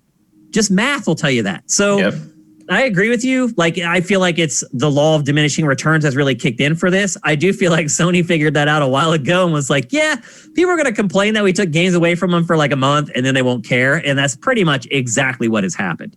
Now, here's something that may convince even people like me that there's more value to PlayStation Plus than just playing online. And that is on PlayStation 5, you cannot back up your saves unless you have PlayStation Plus. You have to be a subscriber to PlayStation Plus. The only way to back up your saves now on PlayStation 5 is on the cloud. You can't back them up to like a thumb drive or an external drive or anything anymore. So they're taking a page out of Nintendo's playbook. Yep, they did, which is surprising to me and disappointing to me as well. Definitely. This to me is the bigger deal than the free games. You're basically forcing people to pay to cover their ass. Like, no, that should be free. You should be covering our ass, PlayStation, for free. We just gave you $500 and some for your hardware, and now we have to be cops? Like, that's just wrong. I have a feeling this is going to get changed. I don't think people realize it just yet. It's a small story that isn't really making the rounds. I think once people get their PlayStation 5s and they start tinkering around with it and they start to realize something like this is taking place, that's when I think you're going to see the backlash. But it's bad. That's bad policy. That's a bad idea. I have no idea why Sony decided to do this. Why would it change it from the PlayStation 4? It works great. It works perfect. I don't get it. Like, I don't even have a theory on this one. Me either. I cannot think of a single reason why Sony would do this. None. Maybe the chat can help us out here. And Erebus Jones points out, and they delete your saves if your sub lapses for longer than 6 months. Thank you for bringing that up. That is awful. Awful. What if you lose your job and you have to like unsubscribe and then you lose like your save for like God of War or Assassin's Creed, like 100 hours of your life just gone? It's so bad. I don't know what they're doing. I have no idea why they're doing this. I think that they will do an about face on this and change their stance unless there's some kind of technical thing that they set up with PlayStation 5 that makes it infeasible. And if that's the case, that was really freaking stupid. Yeah, I don't see why that would not be possible. Like, clearly there's USB drive slots on it. Clearly it can read USB drives. Like, but I don't know. Like, I don't get it. Unless it's just a play for more money from PlayStation Plus, which is possible. But it seems like, why would you bother? I mean, I subscribe. One of the main reasons I subscribe to PlayStation Plus is for the cloud saves because it's easier, more convenient than sticking a USB drive in a thing every once in a while. Yeah. So it works on me, I guess. But it's like, it's just why strong arm like that? It doesn't make a whole lot of sense to me. People in chat are bringing up. Vincent says it helps stop hacking. Yeah. And then Mike's Q says the USB saves might be to prevent save file sharing. I get it, but who cares? But can you do that on PlayStation 4? Like, can you come over with like a thumb drive and take my saves and go home and use my saves? I don't think you can do that. I think they're tied to the account. Your saves are tied to your. Yeah, I don't think that's the thing. No, Yes. I mean, I'm sure maybe Homebrew has a way around that, but again, this ties into the lack of hacking thing. But I don't. That doesn't count. Who cares? Like in comparison to the number of people that are going to do that versus the number of people who just want to back their shit up. Like, who cares? Like, it's very and of course we learned that like yes, it is indeed possible to do the save transfer to PS5 because of the Spider-Man thing. Yep. So absolutely. A lot of things they've said aren't possible have turned out to be possible. They tried to put it out there that it wasn't possible to let themselves off the hook from having to deal with it going forward. But when you're working with third parties and partners, man, sometimes the cat gets let out of the bag and there's nothing you can do about it. So anyway, PlayStation Plus looking a little dicey for PlayStation 5, unfortunately. And then I told you there's so much that happened this week. Here's another one. So someone found out this week they tried to play The Last Guardian backwards compatible on PlayStation 5. And they discovered that if they played the digital version of the game, it would only run at 30 frames per second. If they played the disc version of the game would run at 60 frames per second. And so what's happened is that they ended up patching The Last Guardian from what's on the disc version, like pretty much every game. And when they did that, they took out the variable refresh rate and locked the frame rate at 30. So the disc version, the code on the disc has the unlocked frame rate. The download version has the locked frame rate. So the only way to play The Last Guardian at 60 frames per second on PlayStation 5 is to play the disc version of the game. Until they patch it and uncap the frame rate, which is a pretty simple fix. Which could happen. They could absolutely do that. Yeah. But, of course, the downside is you are playing the unpatched disc version, right, which is riddled with bugs and has at least 2 game breakers in it. So there's no real ideal solution here. It's just crazy the stuff we're talking about. Like my guess is because about this kind of stuff 7 years ago. Well, yeah, because nobody cared. It just wasn't possible. You didn't have consoles that allowed you to unlock refresh rates and run them at full bore like we do now. It's just nuts. It's just this is just part, I think, of the whole. There's so many balls in the air on the backwards compatibility thing, and it really feels like Sony got to it late. Yeah. Like this is just one of those things that I'm sure nobody even thought about. It's crazy. I think you will see some patches to uncap some frame rates and some of these things on both of the systems. Like the Tomb Raider games are also capped at 30. So that, and you can see it like on Xbox Series X and PS5, like Rise of the Tomb Raider runs at a solid 30 as opposed to sort of an unsteady 30 on the other systems, the old systems. But like obviously you could probably run it at 60 on the new systems, and I'm sure there'll probably be a patch for that coming up. Same with maybe not for the Batman Arkham games are capped at 30. Except Arkham Asylum and the Return to Arkham collection is capped at 45, which is bizarre. I would be interested to see if we get a patch for those at some point, because Warner Brothers is not the most responsive to things. That's an ongoing problem. Bloodborne, I think, has the same problem. I think Bloodborne is stuck at 30 as well. Because that was capped. So a lot of these games that people are clamoring to play on backwards compatibility, you won't see the frame rate bump unless they're not capped on, and like to uncap them, you need to like actually do a patch for them. And the question becomes like, will developers spend the time and money for it? For most developers, no, it's not worth it. They're like, bro, it's locked at 30. Deal with it. Like, it's just not going to happen. Like the high profile ones I can see happening. I feel like first party stuff, maybe. First party stuff. The Last Guardian I could see because it's PlayStation's ass on the line. Although for Last Guardian, my feeling is like the reason the Last Guardian patch would happen is because people noticed it. And like, if no one had like brought it up, if it hadn't been like a launch week news story, I bet it would not get patched. No. Definitely not. And that's the only way this is going to happen. Because how many people are really going to go back and play The Last Guardian again? Right. This is why I probably wouldn't. Though, because the press brings stuff like this up and it gets fixed because they make a stink out of it. You know what? I kept thinking about like because all these outlets are going through these, like Digital Foundry is going through all these and like testing all these games. And all I could think about was like being back at G4 or whatever. And like if we had been doing that, like they would have said we were wasting time and we weren't producing anything. No, absolutely. And I'm just like that was part of the problem then. Was like, it's like, no, this is part of it. Like I'd be like, if we find, the situations were not parallel because there were different things we were working on. But I was like, if something in here we find is indeed relevant, it will get picked up by everyone and we will get tons of exposure, and that is good for us. And just there was no foresight in that.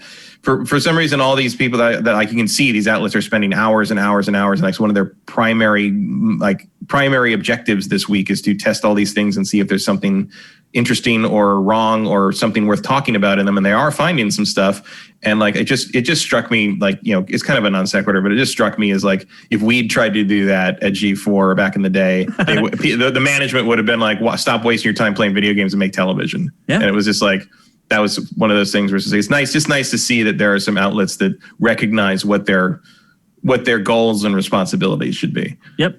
Hail to Starscream says that Assassin's Creed Unity also has the same issue as last. Yes. The Assassin's Creed Unity has actually been held up by Digital Foundry because it runs at 60 on Xbox Series X, but only on the disc. It's one of the, it was patched later. Again, just stuff that we're running into that, 5 years ago, I never guessed we'd be dealing with when we're talking about. And again, with Unity, if you're playing from the disc, you're playing a horribly unpatched, buggy version of it, so it doesn't really help you. So hopefully we'll get something there. This is stuff that if you're a PC gamer, you've been talking about dealing with for decades. Yeah. But for those of you who only console game, this is like a whole new language that you guys are learning. Yeah, it's even not even that, but it's like PC can be stuff. It's like, oh, this game doesn't work now on your new system because it doesn't like this particular driver for this sound chip, and that doesn't. Yeah. It's like. It's a pain. It's not quite as bad, but it's the same kind of aesthetic, the same rigmarole. It's the same thing where it's like, yes, the reason you're having problems with this is not your fault. Right. It's that's a good way to put it. Yeah.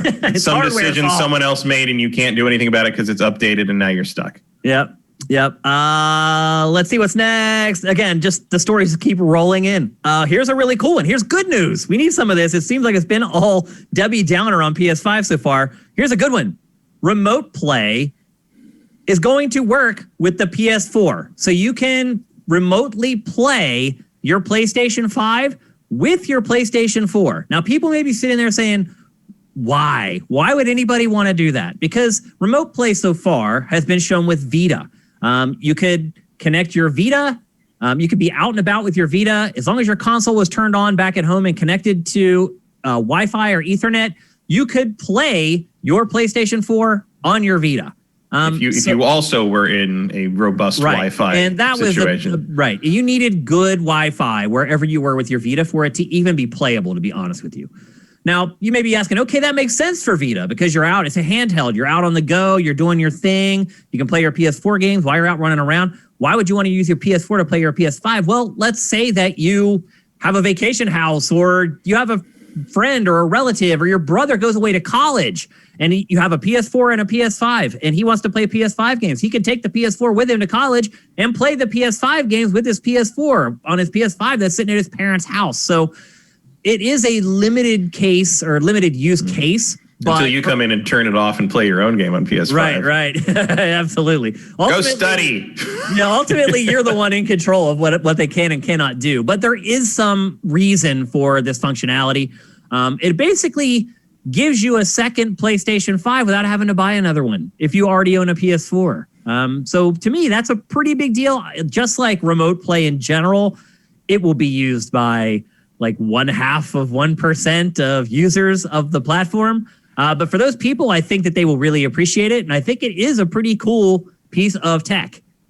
So good to see that Sony has brought remote play forward to PlayStation 5, although they have said nothing about the Vita, Matt. Vita means life. Or death in this case. Like you would think they'd be like, oh yeah, and you can use your Vita too to play PS5 games on the go. But no, they have not said anything about it yet. So don't throw away your Vita or sell it just yet. That is some information that could be coming down the pipe because it just makes too much sense. If you're doing it with PS4, do it with the Vita. But as of right now, they have not announced anything. So who knows if it's going to show up or not. Next, again, they just keep coming. Reported two stories by Bloomberg this week. Big ones. The first one was that Sony considered pricing its games over $70, Matt. So in some ways, everyone should be a little happy that Take-Two came out first with the $70 game. And the response from consumers was not okay. It wasn't as negative as I thought it would be, but it also wasn't like, rah, that's cool, we want to give you more money. And so I'm wondering if Sony, watching the response to Take-Two's price increase, was like, okay, we can only go 70. That's kind of the max we can go. which still sucks that games are going to cost $10 more, first party games, but it sounds like it could have been worse. What would have happened if Sony had like said 75 or 80? Do you think that would have been like a deal breaker? Like as far as people being like, okay, well, I'm buying Series X then. Do you think that could have given Microsoft a big enough of a competitive advantage if they kept their prices at 60? Maybe. I mean, I don't think they ever would have, because clearly, in addition to Take-Two, the reaction to Take-Two, I'm sure they have internal market research that shows how people react to things. But like 80, like you're creeping up on $100, and like that's a real tough sell at that point. Like 60 is sort of like, we're used to it. 70 is like, it's only $20 jump. Like you're up in the sort of the deluxe version prices now. It's too big of a jump at once, I think. Yeah. It's like if at $10, you can say to yourself, you know what?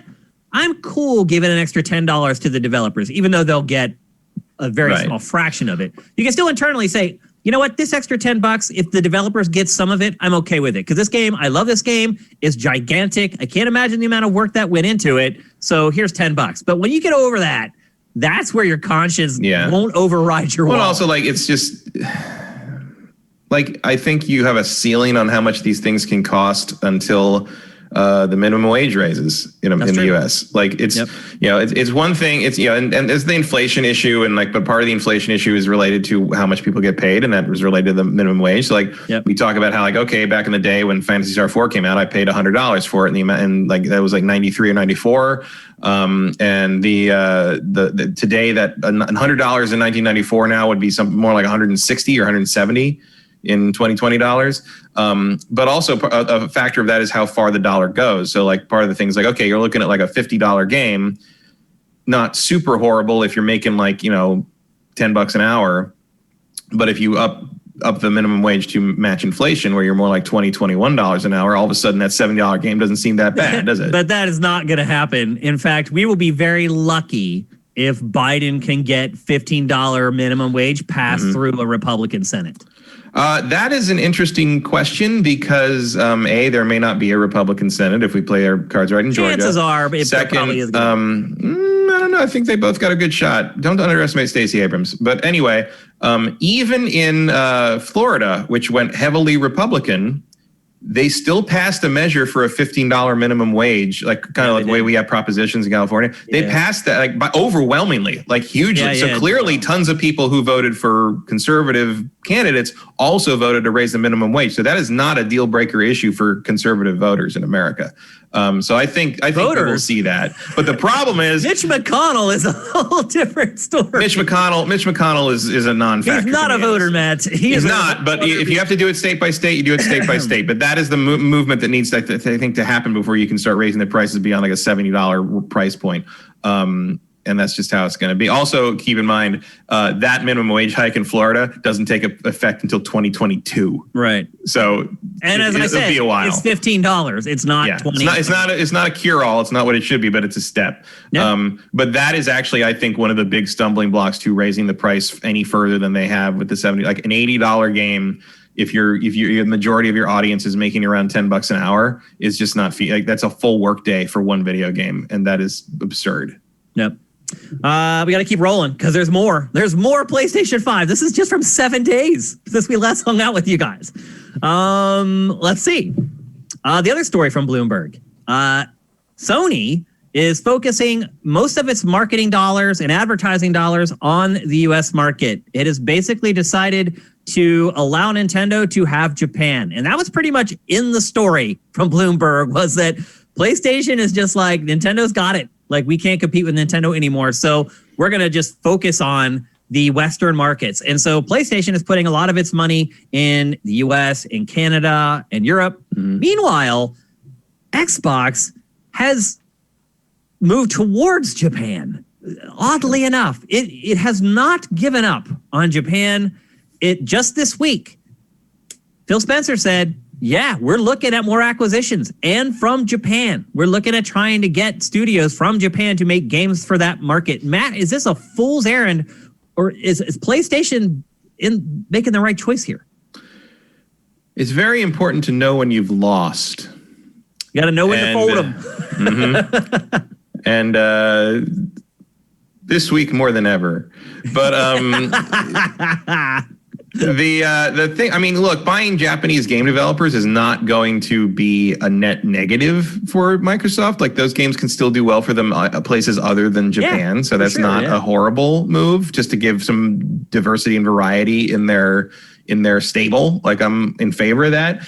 Believing that you will suddenly this time really make headway in Japan with the Xbox feels a little silly. It feels like something you're telling the stockholders to sort of explain why you're trying to buy these developers overseas, when really you just want to make it more of a overall purchase. Vincent is saying that today Phil rebuked those reports in a new interview about Japan specifically. He said that, I don't know, maybe he said that he was misquoted. I don't know. But he's now saying, no, that's not the case. They're not looking for Japanese developers.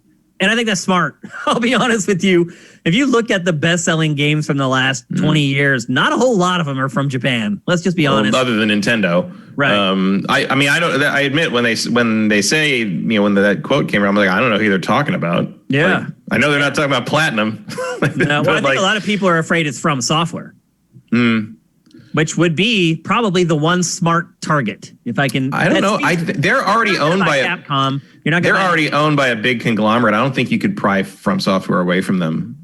Or if it is a big conglomerate, a lot of times those conglomerates, when they diversify, they do that, and then they don't get the returns they want, and then they want to go back to their core business. So yeah, I don't think From Software would fall into that category though. Yeah, they're profitable, and yeah, at least I think they are. I think you'd have to buy the whole conglomerate. And I don't think they only do video game stuff. I think you'd suddenly find yourself stuck in a very weird area where if that's the case, you own a chain of supermarkets or something in Japan, and you're like, what are we doing with this? Yeah. I don't see that happening. It would have to be like a smaller independent group, and it's like obviously I want Platinum. They had a bad experience with Scalebound, and like I just don't know who they'd be after if they did that. I just think both of them should focus on the West. Like neither one of them should be focusing a lot of money on Japan. Even if you win Japan, the winnings, it's like this little pot. It's like, I hate to say it, Japan is the cradle of gaming, and I will always have more respect for that territory than I can even really put into words. I'll never forget the first time I went to Japan. First time I walked down the streets of Akihabara, just the feeling that I had. Oh yeah. But they're irrelevant now. I mean, it's just too small. The market is not worth. It's like you don't campaign in Vermont. It's too small, and like you know where it's going, and it's just like why? It's a waste of money. Yeah, that's a great analogy and timely, I would add. So, if that's true that Microsoft has decided that it's going to pull back and not pursue Japan, either by acquiring a studio or just pushing Xbox Series X there, that's a smart move. They corrected in the right direction. Like, how do you compete with Nintendo anyway? Yeah. In that You're arena? not going to buy Nintendo. That's not going to happen. So there's no solution there anyway. Next, 8K resolution coming in an update very soon for PlayStation 5. Do we need it? About the same number of people that need that 1440p. Exactly. Yeah. It's like, I can't even imagine what an 8K game would look like that could run. I mean, it's literally like, what's that game where that platformer, like where you play as a ball, like the Impossible, whatever? That's the type of game that can run at 8K at like a decent frame rate. Or like Thomas was alone. Right. He'd probably stuff run like at that. 8K. Yeah. That's what we're talking about at 8K. 8K Pong. Let's do it. I mean, even Solitaire may struggle to run at a solid frame rate. Just like photorealistic paddles. That's in Pong. That's what it'll be. Yeah, so it's coming, but no developers are going to really make use of it. It's a non-story. Yeah, it's a future proof for probably movie playback, I would think. Yeah. Yep. And then, as I mentioned earlier in the show, a lot of journalists who have the PS5 already have been saying the download speeds are like lightning quick, not like quicker, like download a full-fledged AAA game in like 3 or 4 minutes quicker. So we'll see. Yeah, that'd be nice. Like, I mean, PlayStation has always had slower downloads for me than Xbox in general. Like, I get, me too. Yep.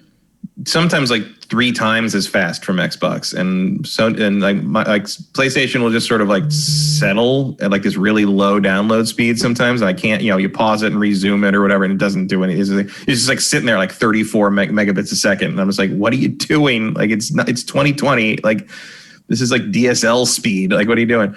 And Whereas like Microsoft, like averages like 120, 150. Like it's a night and day difference. Like, another nice thing about having Assassin's Creed and them having to re-download them on the Series X was like, Assassin's Creed is like 45 gigs and was done in like 20 minutes. Like but like if the PlayStation can do it faster, great.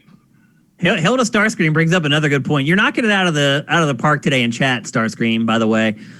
He says they put that 8K logo on the packaging, yet it isn't even capable of it at launch. And he's right. The box has a big 8K thing right on it. Like 8K asterisk one day.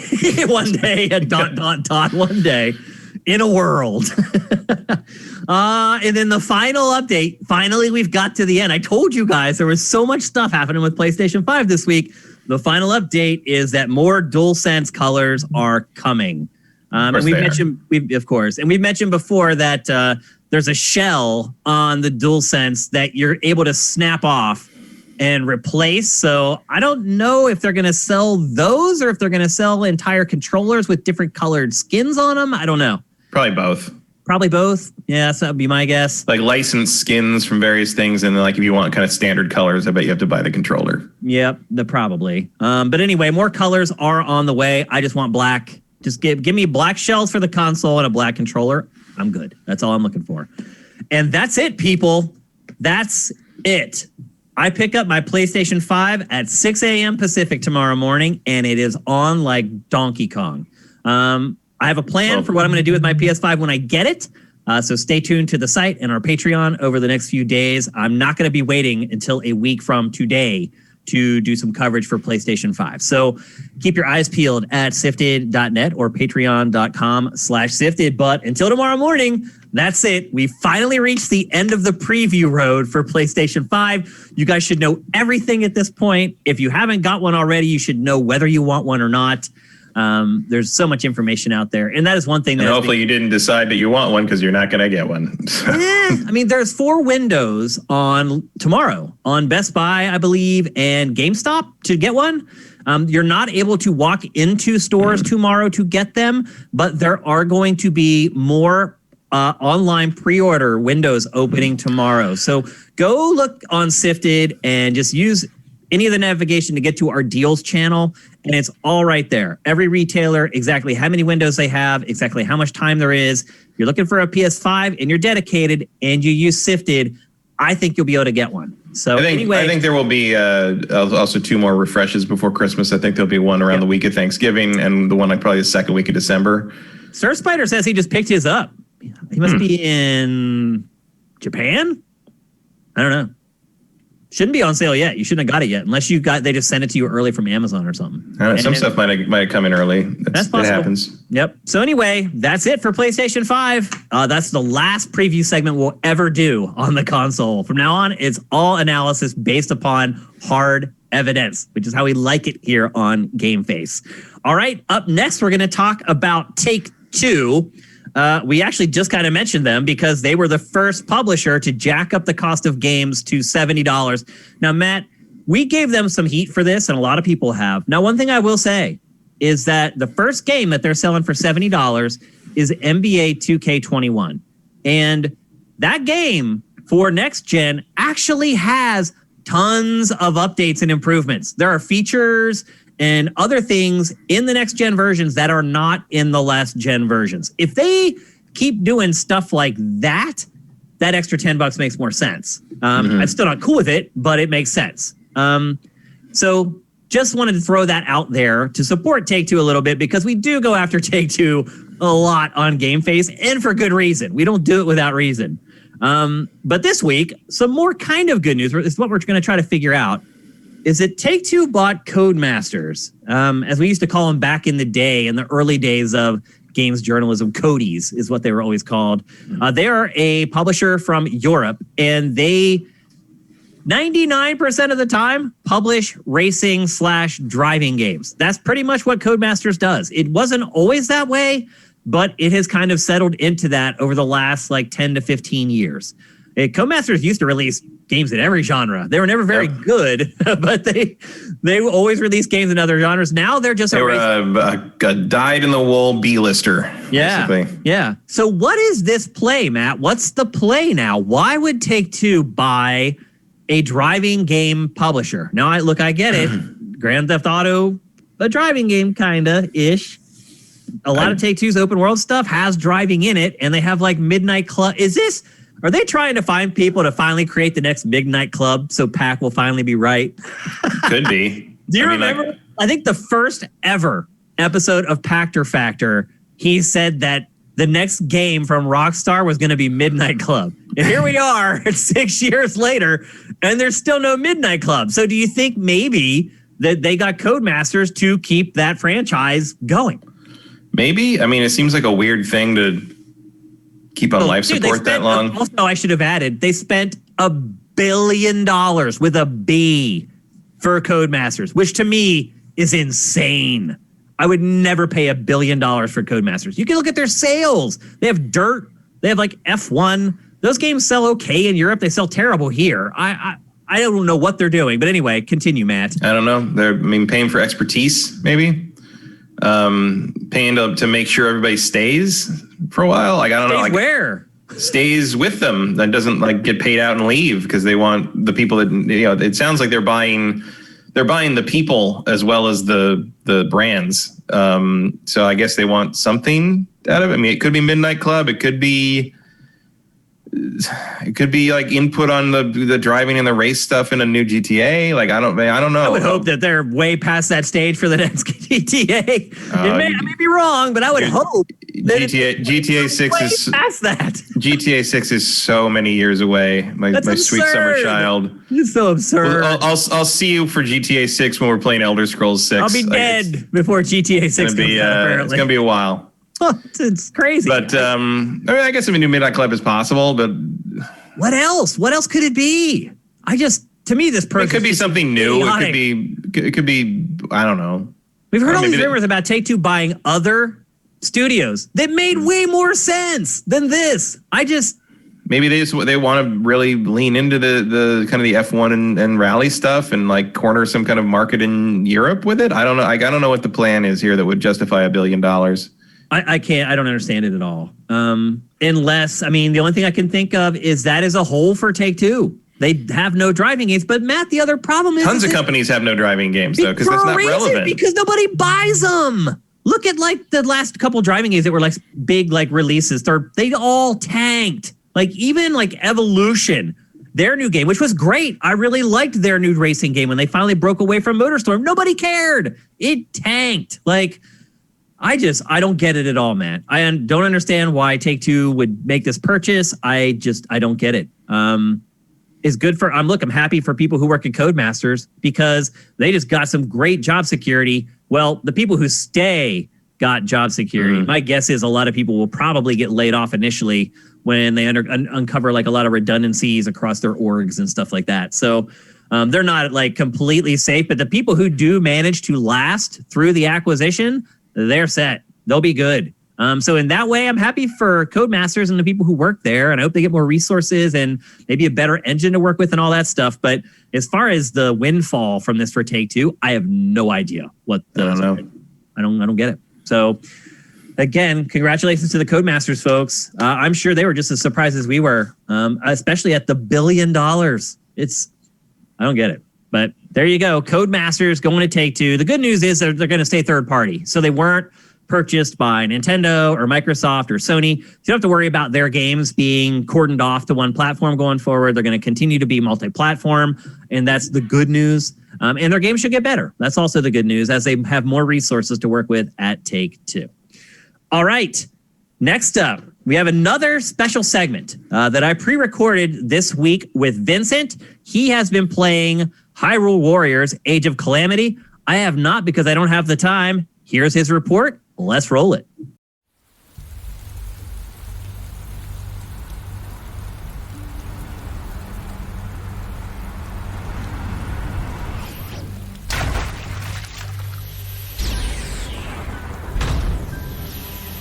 Hey everyone, so many games are coming out right now that Matt and I cannot play them all. So we've decided to enlist Vincent into the crew for Q4 to help us get through some of the big releases, and in this case, a demo. Vincent has been playing Hyrule Warriors. What is it? What's the crazy subtitle? Age of Calamity. Calamity something or other, yeah.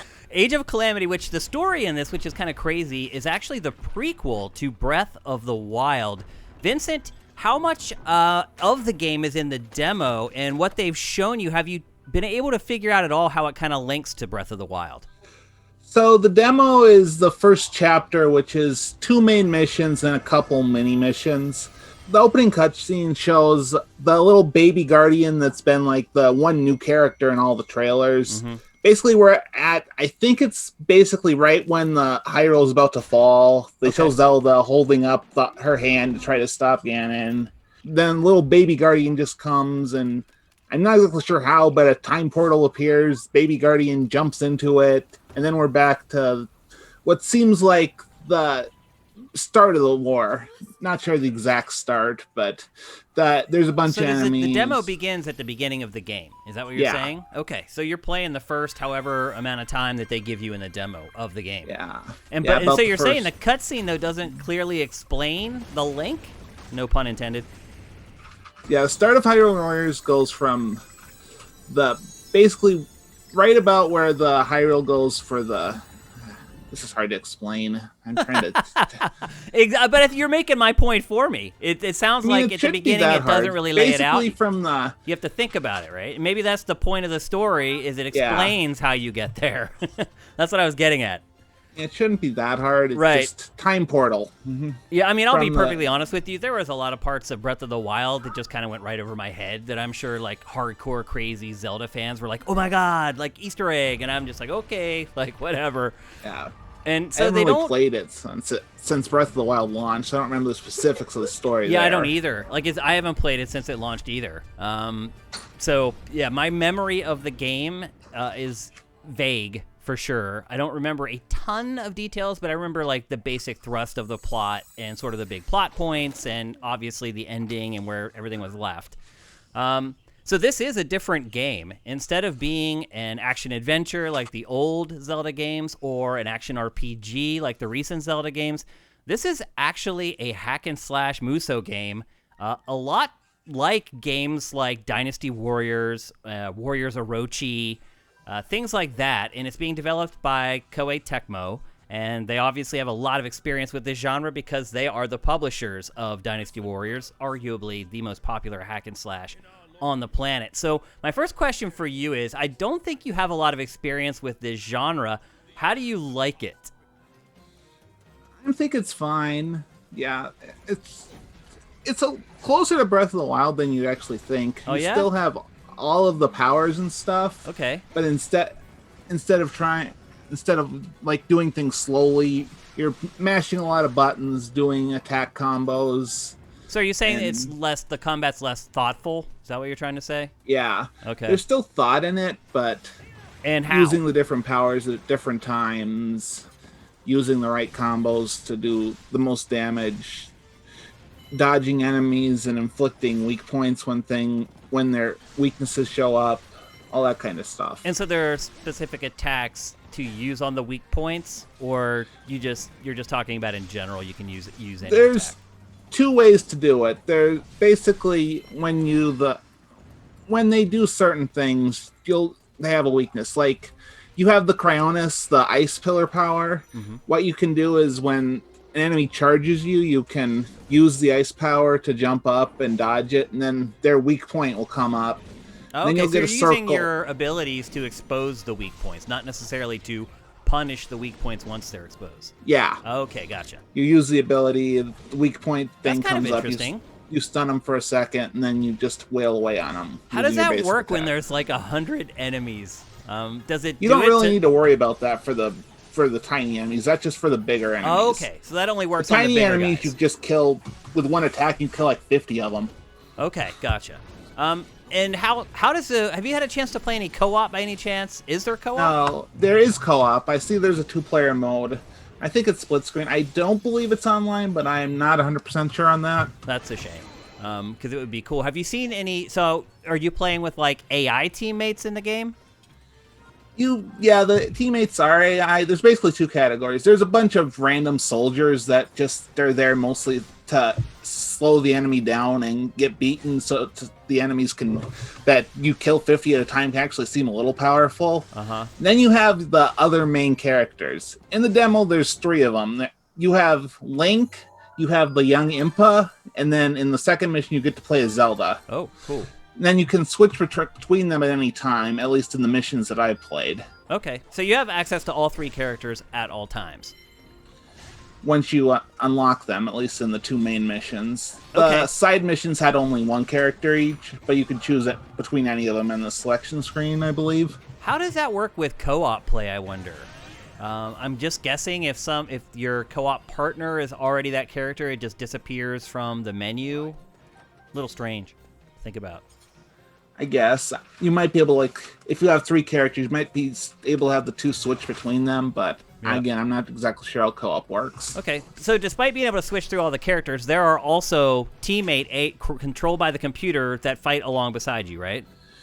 With a very loose definition of fight, yes. And probably a very loose definition of AI as well, I'm guessing. Yeah. Are there team-up attacks and things that you can do together, like on-screen prompts that are like, hey, let's team up? Not that I've seen. Oh, there are special attacks. Okay. Basically, if you kill a bunch of enemies, you can do one super attack that'll take down a bunch of enemies at once, even a big enemy in one shot, generally. So is it where you're like building a meter and then it fills up and then you can do it and then you got to wait to build it back up again? Yeah, I'm not exactly sure how. I think it's just killing enemies. How quickly does the cooldown last? Or how long does the cooldown last? For the super attack? Yeah. Not too long. Maybe so you can use them pretty often, often is what you're saying? Yeah. That's good. The rune attacks also have a cooldown, like the bombs and the... What are the rune attacks? Explain that. The same ones from Breath of the Wild. The bomb, the stasis, which freezes enemies, the Cryonis that builds an ice pillar, and and the magnet power. Okay. Magnesis. It's cool that they've managed to make that work in a Muso environment. That was my big concern about this game, honestly, was how... Because you're right, Breath of the Wild is far more deliberate. It's more of a thinking person's game, especially with how you can get creative and use its physics to do all kinds of cool stuff. But hack and slash games generally are very straightforward and just very much like, learn how to create combos, to build up your meters, to fire off your super at just the right time, to do maximum damage to the most amount of enemies, that type of stuff. So it's a different way to play. Are you enjoying it? I think it's fine. There's also a light strategy element involved. How? Because there are a lot of outposts you need to go, like these specific areas that are like a circle, and then you have a bunch of enemies, and you have a meter up top. So basically, you kill a bunch of the small enemies in there till the meter gets down near the bottom, and then the big enemy will show up, and then you defeat that, and you get the outpost, which it either helps, you have to do it for certain quests within a level, or I think it just makes it so fewer enemies pop out, and you have more control over the map. Interesting. How does the game itself play out? Are they just linear levels, and then you finish the level, and a screen comes up, and it tells you your results, and then you choose the next level from a map screen? How does that all work? The maps themselves, they're kind of linear in that I think the quests just have you do things in a certain order. It will be like, the first one was just kill these enemies, like kill this big enemy, go capture these outposts, kill these big enemies, win. Okay. But the second one was more interesting.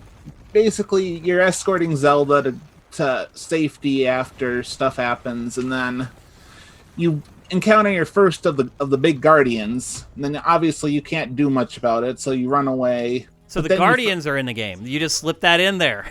Yeah. You did not mention that until just now. Okay. Are they bosses? Yeah, it's kind of like a boss. Well, I should say or is it just like this thing that intimidates you until you fight it like 2 hours later or whatever? You go throughout the level and you activate 2 of the good guardians, and they hit the guardian and weaken it, and then eventually you come back to it, and it's like had 90% of its health taken down, so it's easy there. Well, that's cool, though. So you're teaming up with the guardians to fight other guardians. Yeah. I like that. I like that aesthetic a lot. But you still didn't explain how you go from one mission to the next. It's a map screen. It is a map screen. Yeah. So there aren't like cut scenes that kind of bridge in between and you just go There on to the are next one? cut scenes between each of the story missions, yeah. Okay. Are they good? They're fine. They're fully voiced, though Link still doesn't talk. He doesn't. That'll be the big question for Breath of the Wild 2, how much he's going to jibber jabber, I think. They've been taking baby steps in that direction for a while now. And baby steps is probably the best way to put it as well. They have been very reluctant to jump into modern cinematics for their games. But I believe that Breath of the Wild, though, set a pretty high standard for that. Do you feel like they're up to scratch in Age of Calamity?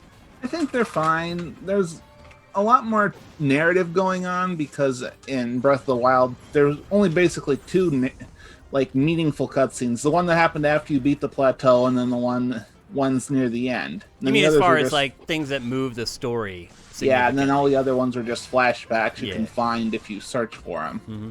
Well, I mean, the cutscenes, though, as far as boss intros and all that kind of stuff, introducing you to new areas, I mean, it's a pretty cinematic game, I believe. I didn't come away from that game thinking that like they did a poor job telling a story or anything like that. But it sounds like there wasn't that much story there. That's true. At least plot. There's lore and stuff. Yep. And backstory, but not actual story. And I'm too lazy to ever find all that stuff. I'm playing Assassin's Creed Valhalla right now, and there's a lot of lore in this, and I do collect it because it's always like easy to grab and find, but I hardly ever read it. I don't have the time to sit and read like a piece of paper on my television screen. I only read the ones where they're like, hey, you should read that thing because there's like a lock combination in it or whatever. So overall, are you saying you're enjoying your time with it, though? Yeah, I'm pleasantly surprised for a genre that gets a bad rap, but this one seems to be doing enough with beyond just kill a bunch of enemies that it's interesting. Do you think that Breath of the Wild fans are going to be salty that this is the vehicle for the next sort of delivery of the Zelda lore? To be honest, I'm wondering if this will actually be canon because time travel means that you're probably going to have a side story. There's the scapegoat. Because obviously we know what's going to happen if this follows the real story. They have to lose. Yeah. Do you really want to have a Zelda end with you losing? They may have to, though. What else are they going to do?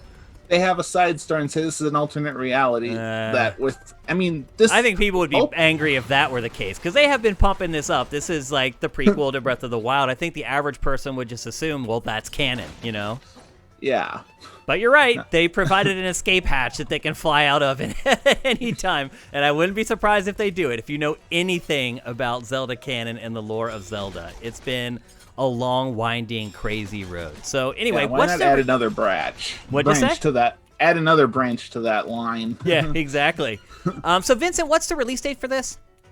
November 20th, I think. So just about 10 days away, not even 2 weeks away. And how are you feeling right now as far as like, would you plunk down? It's $60, right? It's a full price game. Yeah. Would you pay $60 for it based upon what you've played so far?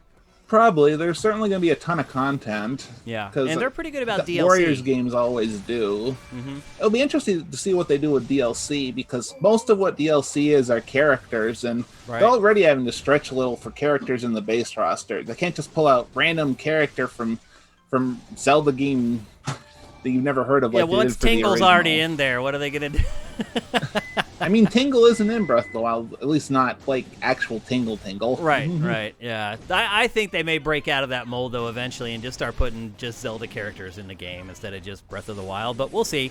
It'd be cool to see some of those characters in that art style as well. So we'll see what they do, but so far it sounds like you're enjoying it a good bit, and I will say this is pretty much exactly what I expected. And sometimes that's not a bad thing. So Vincent, thank you for taking the time to play, and thanks for talking with us about it on GameFace. Big thanks to Vincent for taking some time to talk to me about Hyrule Warriors, one of the bigger games for Switch in Q4, so definitely one worth keeping an eye on.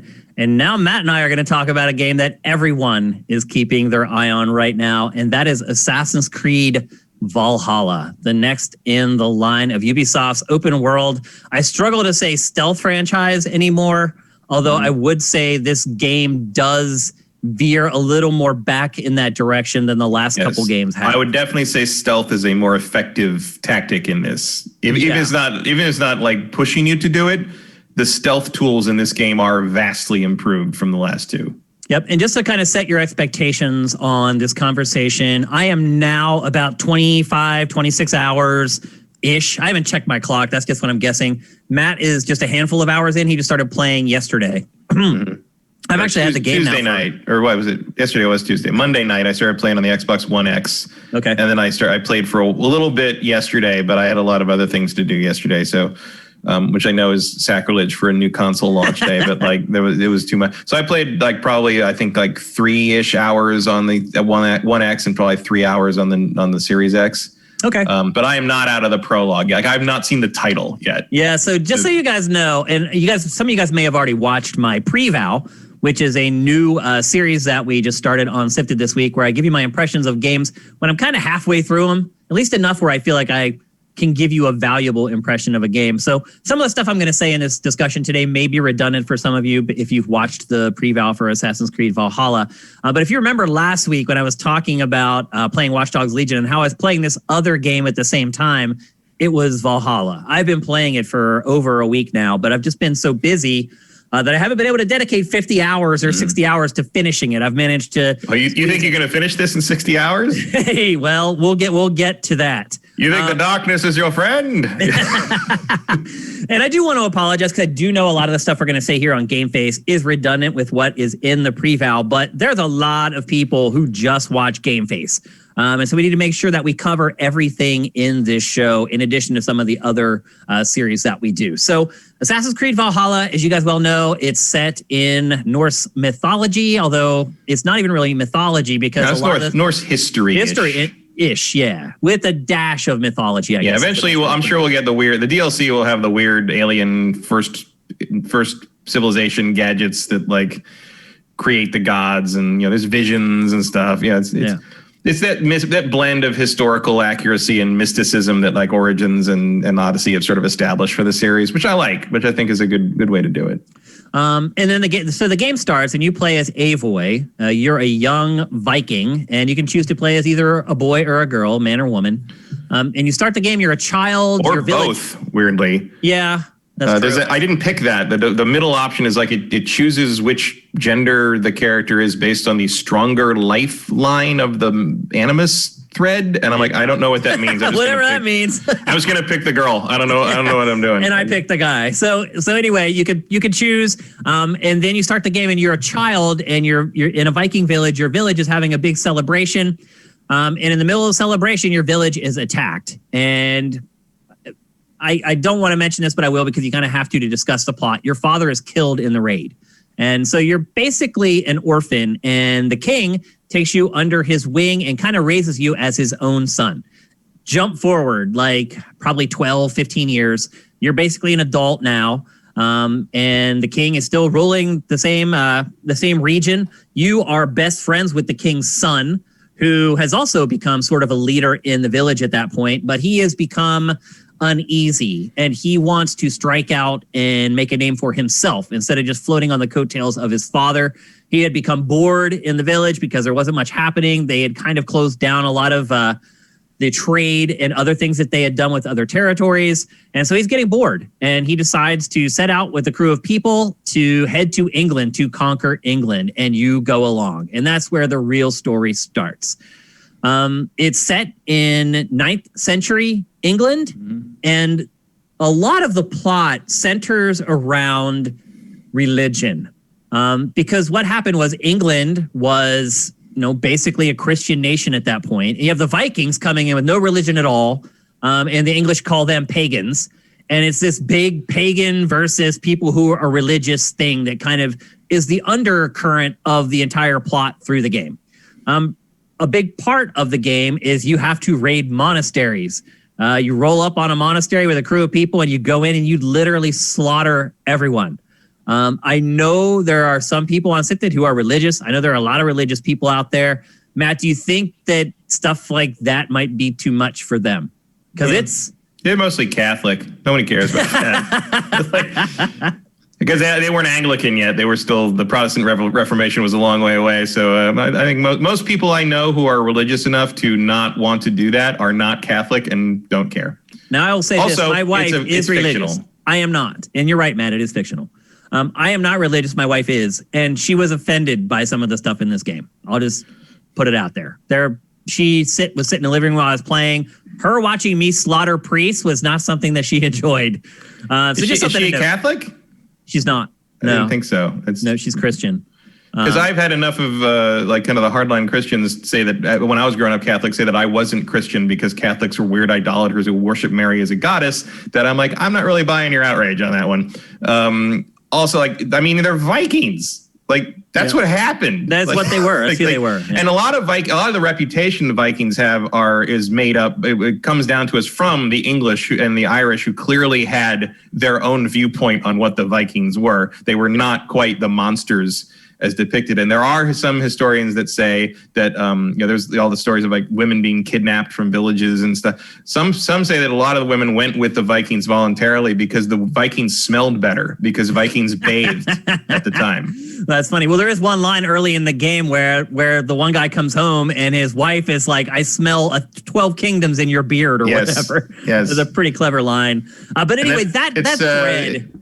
I think it's a pretty good depiction of Vikings in the sense that they are real people and kind, nice people with each other, but you don't want to fight them. You really don't want to be on the wrong side of that axe. And you see that early in the game. You go to a castle to confront a king, and his lead soldier is there, and the king is like, "Oh, we're gonna fight him," and the soldier's like, "Bro, this is a really bad idea." No, it's easy for you to say that, but we're all gonna die. So maybe you need to. And he's like, "No, we're gonna fight him," and then later on in the game, you bump elbows with that guy, that soldier again. I'm not going to spoil anything, but there's a moment in the game where you have to reflect on everything that's happened with that guy.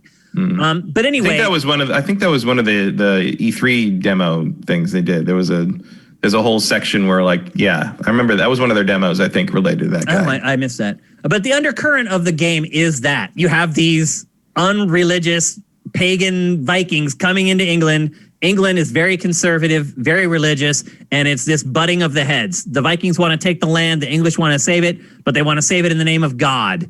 And so there's these lines and undertones that go through the whole game, just something to keep in mind. And the Vikings are no less religious. They just have their own religion. Right. They're doing it for Odin and whoever. Yeah. It's and then your character has a lot of visions of Odin and sort of what do the gods want me to do kind of thing. Yep. I'm sure that will somehow tie into First Civilization, Apple of Eden things later.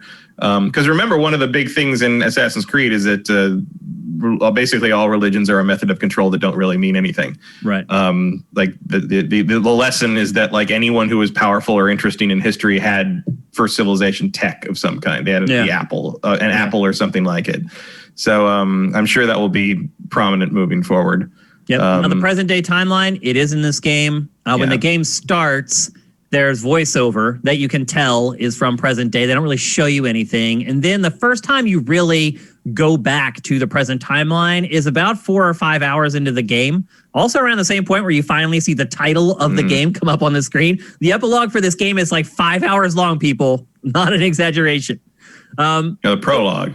Yeah, the prologue. Sorry. Yeah, the prologue. The epilogue's probably about that long too. It very well might be. So anyway, the present day is a big part of the story. You don't see it really until 5 hours in, but after that happens, it becomes increasingly more frequent as the game goes on. Eventually, you start stumbling onto these anomalies in the world, and they're just these little glitchy parts of the world. And then you join them, and they are these weird, surrealistic, platforming sections that are just up in the sky. It's very bizarre. And your character from present day is the character that you're controlling in these anomalies. But she's in the world. She's there in 9th century England, interacting with it's really freaking weird. And a couple of them are really annoying. They're really head scratchers.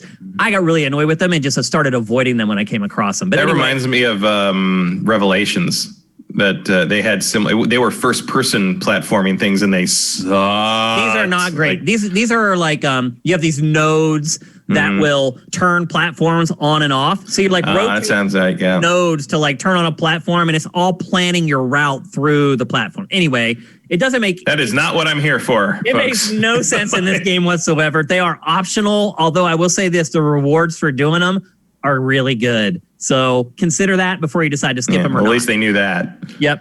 But then the other part like is they go back to the present day. It continues from Odyssey. So they have like that crazy staff that's like all powerful, and they're like petrified. They're in Atlantis and everything, and like So all that stuff continues, and it is. I would say that stuff is more prevalent in Valhalla than it was in Odyssey. So you are getting both sides of the story here, not in equal measure or anywhere close. It's still like 95% 19th century England, 5% present day, but there's still more of it in this game than there was in Odyssey. The Rift thing was also in Syndicate, but when you went through the Rift, you went to a different time period and played like a World War I section. Yeah, this just changes the world. So you find it out in the world, in the open world, and wherever you do that anomaly, all of a sudden the platforms just appear right beside the anomaly, and then I'm sure if you read like the letters that are whatever around it, like explains like how that you're really hacking the Animus to find the Templars base or something. Well, I don't want to spoil too much, but they do explain like what's going on. I am a little disappointed that my prediction for the beginning of this game did not turn out to be particularly accurate. But I wasn't wrong that like something Assassin's Creed related would show up in a Viking village, and that would sort of catalyze the story. Except that's not too far off. It's not. But it's not like a piece of Eden. It's a guy. It's people. So it's people. It's assassins. Yeah, they're assassins, and that is how it happens. The son of the king goes out on a crazy plumaging mission, and when he comes back. That's the scene I talked about where his wife says your beard smells like 12 Kingdoms or whatever. When he comes back, he has 2 assassins with him. And he's like, hey, these dudes are kind of awesome. You should probably get to know them. And there's a really nice scene where they give your character the hidden blade thing. And they're like, we don't really just hand those out. And, and he's like, well, that's my brother and you're going to give it to her. And he also doesn't lose his finger, right? He doesn't cut off. No, because she puts it on the outside. And she's like, I'm going to wear it. They're like, no, it goes. She's like, I'm going to put it out here because I want people to see it. And because I don't want to make the mistake you made. And they're like, well, that was not a mistake. It's a kind of like, it's funny because they're like explaining like the assassin shit that from like, for 15 years of this series. And you're like, that sounds really dumb when you just tell it to someone who doesn't know what it is. It's some fun stuff. They play with it a little bit. They play with the absurdity of the premise a little bit, and it's nice. Yeah, the writing in the game is pretty good. There is one of those Aladdin not moments in this game, though. Have you come across it where the one person says corporate called? No. Yeah, there's a line in this game where they say corporate, blah, blah, blah. Dude, you're a freaking Viking. There's no such thing as a corporation in the 9th century. They say corporate call? Yeah. Yep. You'll see. You probably haven't got there yet. You'll notice it now when you get there. I'll keep an ear out for that. I don't know. Look, that's like when Aladdin said not. And as soon as I saw that, I'm like, Disney stuff is timeless. This is now not timeless. This series is never going to top the It's a Me Mario thing. So exactly. That makes even less sense. But there are some weird, quirky things in there where they use vernacular from present day, even though it's 9th century England. Like, usually Assassin's Creed is on that. Well, they also wouldn't be speaking English, so they maybe just translating. That's a good point too. Yeah. But I don't know if there was an equivalent to corporate back in the 9th century. But anyway, my big issue with the game in general is the story and the setting. I just do not find it interesting at all, Matt. I don't find the characters interesting. I don't find what they're asking me to do interesting. On the occasion where they do give me something that I'm like, oh, that's kind of clever, then they just rub it into the carpet and just run it into the ground for the next 4 hours until it becomes repetitive and you don't like it anymore. Like a lot of the mini games in the game, there's 3 mini games. There's like a dice game. There's a drinking game. That dice game is way too involved. It's not, Matt. It's not. So if you probably didn't watch my pre-val. When I first started playing that dice game, I was completely overthinking it. I was like, oh my gosh, this is like, you have to be a genius to win this. And I won the first match completely on accident. Second one, I just lost. And then I looked at it. I'm like, wait a minute. All it is just lining up my dice with their dice. And that's it. That's all it is. So once I figured out that it was that simple, I won like everyone after that. But anyway, there's a dice game, there's a drinking game, and then there's like a rap battle mini game. It's called Flighting. Flighting, yep. Where it's a poetry battle. Like the NPC will start, he'll deliver the first line, and then you choose the next line from like 3 options, and it needs to rhyme. It also needs to make sense with what the guy said before. And those are it also has to fit the meter. Yeah, and those also are really easy to beat. In fact, this game in general is pretty easy, I would say. I mean, Assassin's Creed is not a huge challenge of a game, really. Yeah. This one to me feels even easier though, as far as combat, like beating enemies that should be a challenge, like mini bosses or even bosses. I definitely noticed, and I don't know. I thought maybe it was because I was early in, but I've definitely noticed a couple times where I was like knocked down to a fair amount of life, and I'm like, oh, I get a hit, and like the guy was hitting me, and I'm like, oh, I get one more hit, and I'm dead. I'm gonna die, and then he just stops and backs away. I'm like, oh, it was very kind of you to let me just kill you instead of finishing me off. Like I've noticed that a few times because early on you can't take many hits. Like and here's the other thing: it's not rebounding health. You have to manually upgrade or improve your health as you lose your health. You pick up herbs and food around the environment, and that feeds into the health replenishment. Yeah, it's kind of the system similar to Horizon Zero Dawn. Yep. But it did take me a little while to get the mental alert going that like, oh, I have to manually replenish my health instead of just letting the game do it. And you're right. In the early going, like 3 shots and you pretty much die. Yep. But not too far into the game, you kind of reach this apex where the gear just becomes completely overpowered. And this is the one thing I would say, to me, the biggest improvement in this game from Odyssey and Unity is the gear, how they handle the gear. So if you remember Odyssey, you would have like 20 of the same axe type in your inventory, and you have to go and like sell them all off. It became really annoying. In this game, they don't do that. They give you like 1 axe, and then they let you upgrade it. Like in some cases, up like 10 levels for some of the weapons. And then they'll give you a new axe that's just way more powerful. And what happened to me, Matt, was I got a new axe, and it was all over.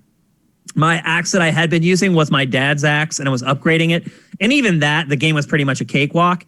Then I got the golden axe, and literally, I fought a boss like 5 minutes after I got it, and I took him down in like 4 chops. Like the boss, the first like real boss in the game.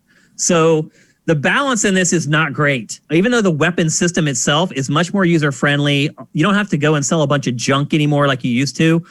It's still, they have not balanced the weapon and armor power well with the challenge that the game presents. So I would say that I would bump it up at least 1 difficulty level above the default. Otherwise, this game really is a cakewalk. And look, I'm not like some like Demon Souls, Dark Souls master or anything. I'm walking through this game, no problem. In fact, it's pretty much lost all challenge at this point because after I got that axe, 10 minutes later, I got my first new set of armor.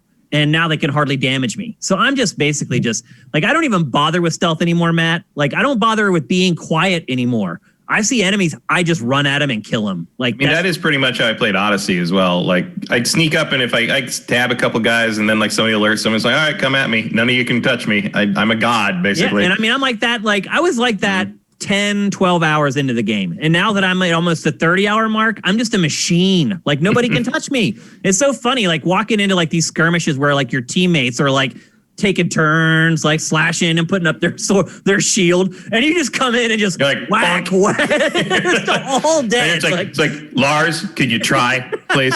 Like, the balance is bad is what I'm getting at. Yeah, I mean, I don't mind that. I don't really mind that. Like, I don't mind becoming like super powered in these games too much. I like doing this stuff more. One thing, but I don't like feeling like I was allowed to win though. So like the things where they back off and clearly intentionally don't kill me because they want to frustrate me at the beginning of the game is a little. Yeah. It's shady. It's totally shady. I get why they did it because they don't want to turn people off in their first few hours. And a lot of people are going to buy this game who probably aren't very good at video games. And you don't. And I do think there's a bit of a learning curve on some of the combat here because it's a little chunkier than the other ones. It's completely different to me. Yeah. Fighting with the axe and just the evasions and all that stuff feels different. I don't like it as much as Odyssey's. Actually, me either. There's no counter game, Matt. Like I feel like the counter game's all manual. In some cases, that's good, but I've had problems. The dash is so sensitive. So after you dodge or parry or whatever, like getting back to them, I always end up hitting it twice. So I'll dash to them and then dash past them. And then for whatever reason, none of my weapons ever reach the enemies. Like if I'm a dash away, they're too far away. It's weird. I've had that problem a little bit. Like I do double dash too much. I've never swung in the air as much as I have in this game. I do double dash too much because I'm just used to it, and I'm trying to train myself not to because it uses stamina. Me too. Yep. And I do like the dash thing. I'm trying to train myself not to because what I would always do in Odyssey is I would dash up and hit. Mm-hmm. Like I would do a dash hit as my opener. You can run. Here's the cool thing. You can run and then slide right before you get to an enemy, and you do like a really cool like sliding attack. So that I fight that way too. I run in and just go full bore.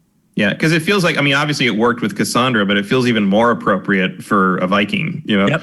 And I haven't decided what weapons I'm using yet. I'm mostly still axe and shield right now, but I got a flail. I've only used an axe. Like I've fiddled around. Like another cool thing is that you can set up your spare hand with whatever you want. Mm-hmm. Now some weapons are two-handed, so you have to dedicate. Yeah, there's a double shield right there in the B-roll. But if you use like a smaller axe and a shield, or a smaller axe and like this crazy like sky thing that they have, like you can mess with some combinations. And the cool part is, depending on your combo, it changes the combos in the game. If you work with an axe with a pole or whatever, it changes how you link those two together as you're doing your combos. That stuff's great.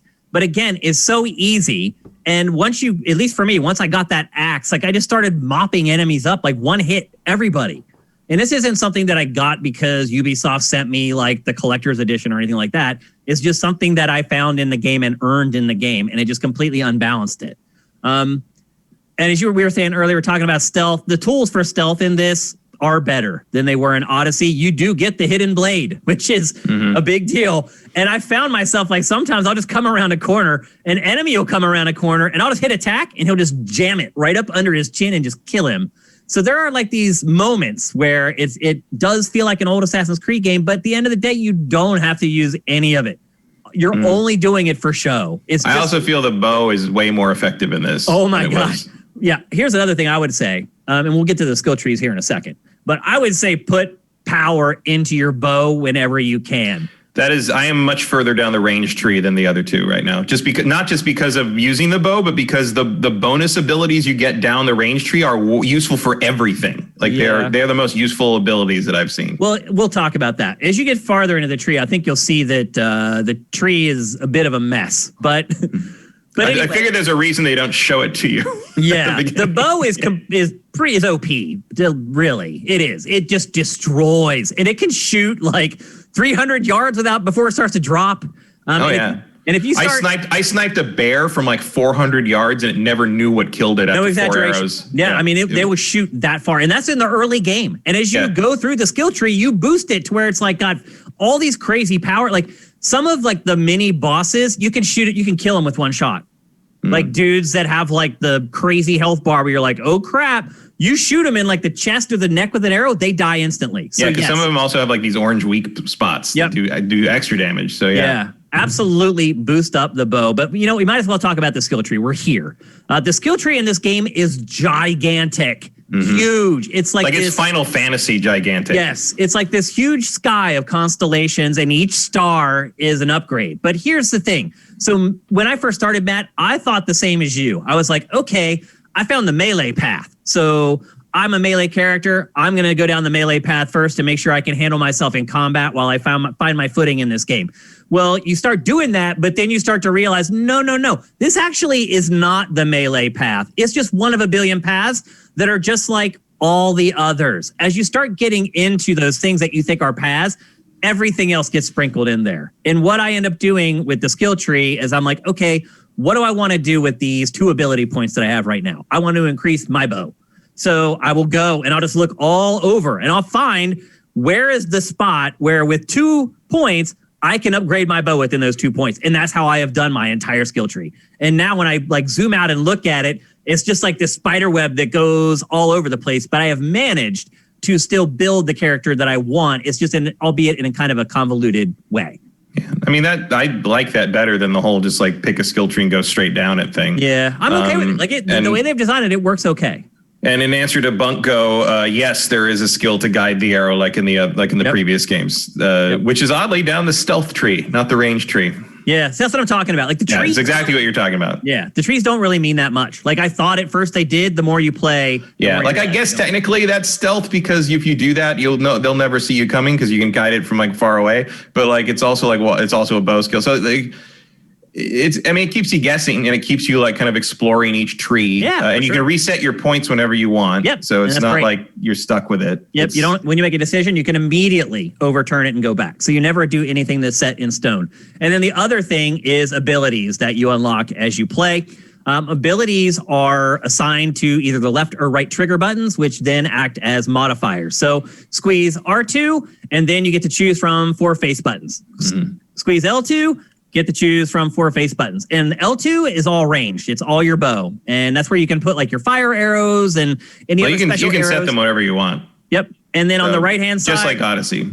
Yeah, just like Odyssey. And on the right-hand side, it's all basically combat melee-oriented stuff. And that's where the attacks like the crazy like axe throws that you've seen in the trailers. I have one where he like throws like this crazy like spear that's on a rope that like goes through their neck and then wraps around their and then throws them down on the ground. That's where all the really cool stuff is. And I've been playing about 20 or 30 hours and I have like 5 of them unlocked now. So I have all 4 buttons full plus 1 extra just to kind of get an idea of how quickly they give you new stuff for that. And that's the most fun part of the combat, honestly, using all that stuff. And the cooldowns aren't bad. Like you can be in a skirmish and you can use like 3 or 4 of those special attacks before the skirmish is over. That's how quickly a lot of them will rebound for you to use again. So that to me is where the combat gets spiced up. But in general, I'm not a fan of the combat in this. I like that counter kills haven't come back. I mean, I don't think they ever will, but I'm glad that they're still gone. But the evasion and the counter game in this to me is really, really weak. And I feel like I've been trained to fight that way in this franchise from the beginning. So it's been a little strange. But again, it's so easy. Doesn't matter. Like no, I don't feel that so far just because like I played so aggressively in Odyssey and a Viking feels like they should be. I mean, there is a parry with the shield and that kind of, I mean, you can obviously do that. And the window for that's very narrow. It is. So like, which I don't mind. Which I don't mind. Like I think that's, as a Dark Souls player, I'm like, okay, this is I mean, I get what you're doing here. It's cool. And the counter attacks are pretty brutal. So you do get rewarded for becoming good at that. They're so far. awkward though. Like the timing of them, like it feels like there's like a hitch in between, and like sometimes the enemies don't like they're oriented a weird. And that's another problem I've seen in the combat in this. Like enemy orientation. Like there's one move that I can do where I can like bull rush someone and then slam them onto the ground, and then like MMA do like ground and pound, and then you finish them by slamming their head into the ground and killing them. Sometimes when you do that, the game just goes berserk because it's trying to figure out how to orient the enemy directly in front of you so you can drive them and then throw them down on the ground, and it loses its mind. There's a lot of weird physics thing, like even like when that even this whole game. Like even when you just do like if you end a combo with a heavy attack, you knock them really far away. You do a big knockback with it, and if you kill them with it, they basically go mind bender ragdoll. Like I've had guys wrapped around poles like snakes and shit. Like it's just a little. It's a little rough. Off. Yeah. Like Watch Dogs Legion, but not as bad as Watch Dogs Legion. I think this one came in hot. I enjoyed playing Watch Dogs Legion, the combat, way more than this. Way more. I wouldn't go that far. Really? No. But in part just because I'm used to Assassin's Creed's combat and I like this. But I'm also not as far as you are, so you might be more tired of it. And by the time I get to that point, I might be done with it too in that regard. But I do like the world. Vikings is not the most compelling setting for me, just in the sense, even though I am like a quarter Norse, like it's part of my heritage, but it's just like, I feel like Vikings have been done so much that like it feels like review, even if it hasn't been part of Assassin's Creed before. If you've had it's like TV shows and like it's just search the word Valhalla on Sifty, and see how many results come up. There are like 6 games with Valhalla in the title, and the content just goes on for like ever. Yeah, it's just like Origins and Odyssey were in part exciting because they were exploring historical settings that like don't really get addressed in games much. Whereas Viking, and I know Vikings don't happen all the time in games, but I've played open world Viking games before, even if they weren't tremendously good. And I'm looking forward to doing all the raiding and all the conquering stuff. I love conquering a map in an open world game. I like all that stuff. I've spent an embarrassing amount of my 6 hours just looking for golden things. Just like I get distracted in open world games a lot, and I was like, I'm just going to climb that mountain, and do the viewpoint up there. And then, there's treasure down there. I'm going to go down there, and like somewhere Sigurd is just like, she was supposed to meet me like 4 days ago, and I don't know where no one's seen her in a week. It's like, and so I've been doing that. So I'm still enjoying that aspect. I keep forgetting I have a horse. Johnny Hurricane actually brought up a good thing about armor. One thing that you will find in the skill trees is big nodes, like larger than the other ones, that give you like a huge boost to an armor set. Yeah. And it makes a difference for sure. But again, you don't need it. The game is so easy. It just makes it even easier to boost because what it does is it boosts like every element of your armor up a good bit all at once. And if you're looking at like any screenshots or footage of the skill tree, that's what those bigger dots are in the constellations. Those are those things that give you like a buff across your whole armor set, basically. That's not what they are, though. That's the ones that give you the big bonus things that I've seen are normal stars, and then the big ones are like the bonus skill things, like the predator. The biggest dots are the ones. Yeah, I mean, it makes sense. It's the most drastic upgrade that you. But I'm just like, because it's funny because you go through the beginning of the skill tree, like, okay, so melee attack up 2.4%, stealth damage up 1.7%. And like the next star is like, if wearing all bear armor, you get like health +2, agility +4. But it's just like it's like all this. I'm like, oh, holy crap! You just made that armor way better than anything else I have just by wearing it. That's crazy. Yep. So it does build up, but like you say, like the stat bonuses are nice to haves. They are not make or break finish the game things. Like you're more than capable. You could probably finish this game naked if you had to. Like Yeah, you don't need armor that much. You may have a couple problems with the boss here. Yeah, the boss is like break the world a little bit, but look, I feel like I've been slagging the game. I don't hate it. I'm not enjoying it a great deal. It's fine. The game is fine. Most of it works. I've seen a lot of reports about bugs. I haven't had many. I had a message that kept popping up on the screen that said, you need to be anonymous. You need to be anonymous. And I couldn't get it to go away until I restarted my console twice. And I've fallen through the floor a couple times, but it's not one of those games where you hear, oh my gosh, it's buggy. And you're like, is my save going to get corrupted? Am I not going to be able to finish? Like I haven't had any of those problems. My biggest issue with the game really is that it's just dull. There's nothing that really happened. And I will say this, I'm 20, 30 hours in. The story is just now starting to pick up. Like it's just now got to a place where I'm starting to pay attention to what people are saying in the cutscenes again, because I went through a good like 10, 15 hour period where I didn't care what they were saying. I'm like, just finish talking and put up the new waypoint so I can go and do what I got to do. I am surprised that the life of a Viking is so freaking boring, Matt. And a lot of it just has to do with it's all about diplomacy and these political factions that are warring behind the scenes over religion versus the pagans. And for whatever reason, the historical part of this is nowhere near as interesting as prior games for me. And obviously, it's the law of diminishing returns with this stuff. Obviously, they're going to pick the most interesting time periods and people for the first 10 games. They're starting to run out of historical figures to put in their games that people will actually recognize. I didn't know who hardly any of these people were, Matt. Like 2 of them so far were names where I was like, I know who he is. I know his history roughly. I know when he ruled. Everybody else, I'm like, who are these people? I have no freaking clue. It's a huge game. I am almost 30 hours into it, and I have just finished the 2nd District of England. And there are 4 to conquer. And after you do that, that's not going to be the end of the game. You'll think it's the end of the game. It'll be all set up for the end of the game. And I guarantee you probably something will happen that'll extend the game another 8 hours. That's what Assassin's Creed does.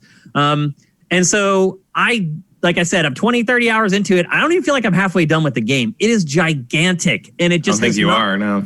And it just has not continued to give me new and interesting stuff to do to keep me interested. I'm still playing it. It's just this it's like a time waster. It's almost like a fidget spinner in a lot of ways. Like the challenge isn't there anymore. I'm just walking through every battle and I'm just fighting to see what happens next, and what's happening next isn't all that exciting. But at the same time, it's an Assassin's Creed game. A lot of the stuff you expect from Assassin's Creed is there, and it's done either the same way or a different way, and it's done pretty well. I just really think, Matt, I'm starting to burn out on this franchise, 1. And 2, I think this is probably the least interesting story of any of the mainline Assassin's Creed so far. I will be shocked if it's less interesting than the story of Assassin's Creed Revelations or 3. I like the story in 3. I knew who those people were. I knew who everyone was. Like, I know who those people were. Context for it. I knew who those people were, and that's why I know that a lot of the depictions of those people in that game is complete bullshit. But I'm okay with that. Like I don't expect Assassin's Creed to be historical. Like I just want to brush elbows with these historical figures. I don't want them to tell me exactly what that person did. I just read a history book. If I don't want that. I think one of 3's problems is it got too ensconced in the actual history, and partly because like you had that problem that was cropping up more and more as they got more and more recent. I think Unity suffers from it as well, in the sense that you're sort of tangential to everything. But like the other problem Unity has is the girlfriend should have been the main character, not the guy who's just sort of following around. Yep. Syndicate figures it out more by sort of making Syndicate fictionalizes things a little bit more from your perspective, which I think makes it a more interesting story. And then Origins and Odyssey have the advantage that they are so far removed from modern history that you can sort of make shit up and just say like, oh, it's been 2,000 years, so we just don't know these things because a lot of stuff hasn't survived, which is accurate. This is more this is a period that is also not particularly well recorded just because it's the Dark Ages and no one really knows what happened in certain places. We know the broad strokes, but you have a kind of a whole cloth thing. So, but it's just like you're only going to get so far with this because I can't even really name anybody of note in most of this time period. I have no connection. Like Charlemagne, no I guess. Tissue to like any of this stuff. Like, but I don't really need that. Out, and it's harder to reel it back in at this point to a place where you can relate to it. At least for me. So, I just don't really care about that. Like, put me in a historical setting, and I'm fine. I don't need to recognize anybody, and it's cool when I do. Like, but I don't expect to in this. Even for people like you, though, there's not as much stuff to collect in this. Like you loot, but it's all this like junk that you just take to the store and you sell it all at once with one button press. Yeah, but like the way you describe it is like a fidget spinner. Like that's accurate. Like that's very much what I like about the modern Assassin's Creeds is that they are basically mindless open world crawls. Busy work. Yeah. Yeah. No, you're not. I mean, you're absolutely right. I feel like this game to me is the most obvious embodiment of that of any Assassin's Creed game. This is the one where it's almost kind of hit the breaking point for me, where I actually looked at myself and was like, what am I doing? Why am I doing? After I got to like my 12th monastery raid, everything starts to lose its punch and they're just not giving you new stuff. And at that point, it's up to the story to keep you going. And as I said, I'm just not that invested in it. So I'm just interested where they go next, because I do think they've pushed this formula about as far as they can go without some kind of at least halfway reinvention of it. And they are catching up to Assassin's Creed 1 time period wise. So like what next? Yeah. What do you do? Do you do 1066, which like it needs a revelation, Matt. Too bad they've already tried that. You do 1066 with the kind of the conglomeration of the English Isles? Do you do the British Isles? Do you move over to China and do Romance of the Three Kingdoms? Do you do like I mean, there's a bunch. You finally do the Feudal Japan game. I feel like Ghost of Tsushima has definitely upped the ante on that. Like I don't know if I'd want to touch that time. I wouldn't go there now. I would definitely not do that. You're gonna I don't know what they do next. Do you remake Assassin's Creed 1 with this new formula and like angle it that way? Just come full circle. Yeah. And just start remaking all of them until now you have all the games you're ever going to make and you just keep remaking them into perpetuity. I mean, I admit I would not be super against a sort of mega Ezio game that covered like all of his lifetime and all those places he went. Best protagonist in the franchise. And like kind of do that all over again. Like I wouldn't be against that idea. I would rather do that than play a sequel to Valhalla. Guaranteed. I don't think we'll get another Viking. I don't either, but I'm just saying that's where I'm at. So anyway, that's Assassin's Creed Valhalla. You guys are probably wondering, well, should I buy the game? Here's what I would say. If you're desperate for a game right now, buy it. You know what you're getting. There's some little small tweaks to the formula, but for the most part, it's another Assassin's Creed game. Yeah. I don't think the Viking aesthetic fits really well to the more kind of thoughtful aesthetics of the Creed franchise, but it does work quote unquote work. I think if you liked the previous two, you'll like this one, but don't expect it to win you over and don't expect it to reinvent the wheel. Yeah. It's more of the same. Yeah. If you can afford to be a little picky with what games you buy here over the next couple of months, I would say hold off and get something else. Certainly, I am way more excited for Cyberpunk 2077 now that I have played a lot of Assassin's Creed Valhalla. So there you go. That's our recommendation. I am going to keep playing as much as I can. I think I have Call of Duty coming in here in the next day or two. We'll see. The code's coming in all random, and it's hard to figure out what's coming when. So I'm just rolling with the punches. I'm just getting stuff done as I can and playing games when I have any spare moment here or there. So we'll see. But I will try to keep playing this, and I know Matt will. And so no matter what, I'm sure we will discuss it a little more on next week's show.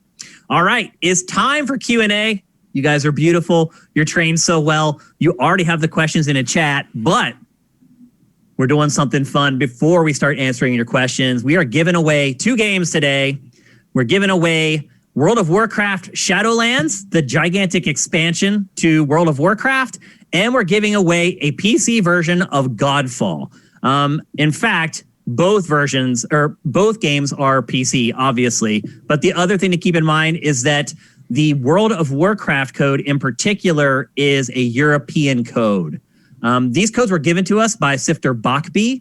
So thank him if you see him on the site, and I'll just thank him right here on the show. Thank you for letting us give these away.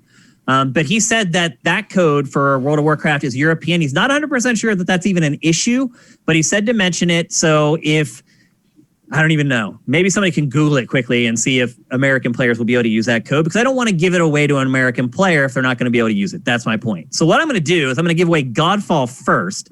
That'll maybe give you guys a couple seconds to Google it to see if you can use the European code of World of Warcraft. And the way we're going to do it is we are going to give you guys a quiz. And the first person to answer correctly in the chat is the winner. I don't want to hear any crap about anyone Googling or whatever. The first person to get it into the chat is the one who's going to get it. The codes do not appear to be compatible. They don't. European codes seem to be different from U.S. codes. Okay. So please, people, don't win. If you live in the U.S. or Canada, don't compete to win the World of Warcraft code. Let somebody in Europe win it who can actually use it, please. Okay. First up, this is for the Godfall code for PC. Just want to get that out there in case none of you guys have a gaming PC. And here we go. Let's see who gets the answer in a chat first. What Gearbox published game was announced in 1997 but wasn't released until 2011? Let's see who gets it. No one yet. Uh-oh. No one can figure it out. There it is. Chevelle Man 1979. He got it. No. Erebus Jones got it. Erebus Jones got it. Duke Nukem Forever. I think a lot of you guys maybe overthought that one. I tried to give you an easy one because I was like, okay, 97 to 2011, that's like 14 years. What game took that long to come out? There's only one, really. Duke Nukem Forever. So anyway, Erebus Jones, we're in contact all the time on the site. Just send me a DM at sifted.net and I'll get the code to you as soon as the show is over. All right. We got one more code for World of Warcraft Shadowlands, the brand new gigantic expansion. Now, again, please only people in Europe compete for this one, because if you're in the US or Canada, you can't even use a code. It's worthless to you. So let's get it to somebody who can actually use it. And here it is. And you're going to need to know World of Warcraft to get this one right. First one in the chat gets it. How many continents are in Azeroth?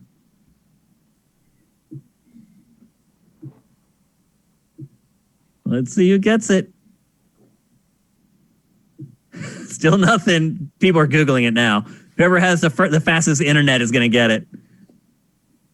Like a billion. Not like a billion. Way less than a billion. Nope. No one's got it yet. Nope. No one can get it. They're just guessing numbers. Could have Googled it by now. Yeah, just Google it, people. Somebody could have Googled it by now. They're still getting it all wrong. Borderlands. There's Borderlands continents, infinite. One. No, nobody's got it yet. No one's going to get it. Well, they'll run out of numbers eventually. Yeah. Well, I'm just going to give the answer, I guess, and someone will get it. Can you think of another quiz for World of Warcraft quickly off the top of your head, Matt? Let me think. I could do some like old school shit. It may be that there aren't any Europeans that know the answer to. That might be the problem. Yeah. Which region in the old World of Warcraft days? Which region had the infamous chat reputation? Okay. Nightmare answered Duke Nukem. Shit. Minority Game says Asia. No, region in the game. It's an area in the game. Not the region where the game was sold. Yeah. Like what area of Azeroth?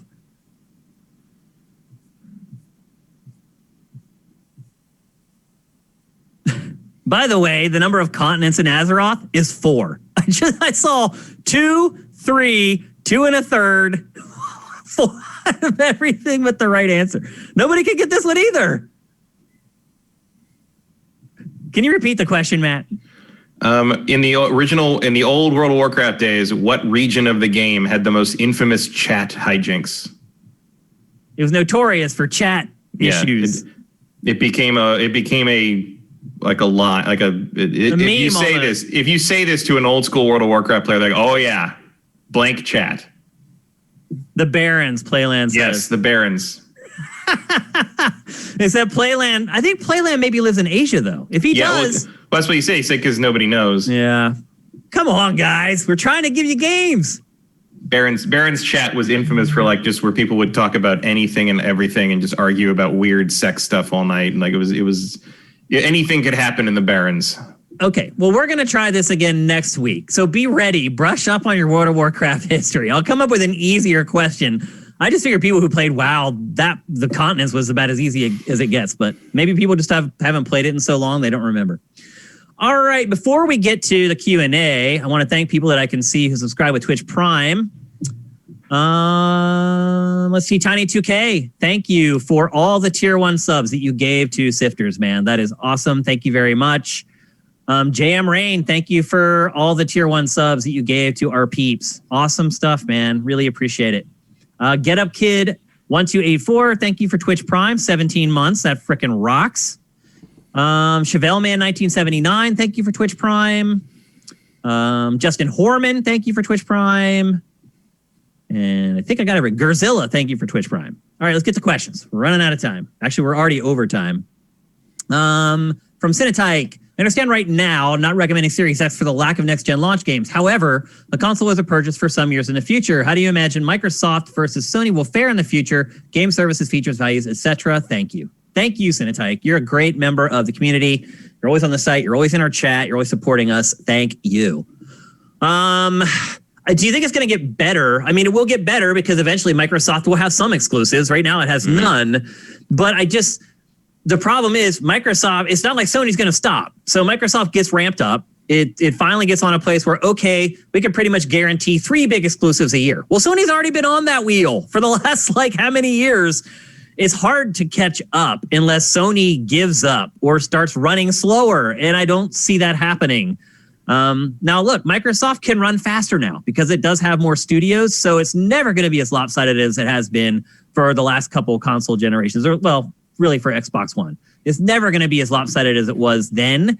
But Microsoft still has a lot of work to do, which is another reason why I still feel strongly about my call of buying PlayStation 5. Any thoughts on that, Matt?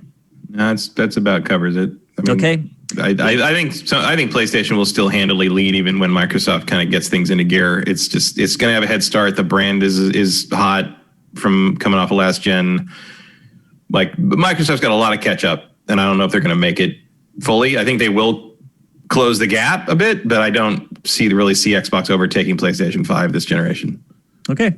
Next from ETH Demon. Given the early news surrounding the COVID vaccine being 90% effective, do you think the ESA or any other major convention operator will be crazy enough to try conventions next year?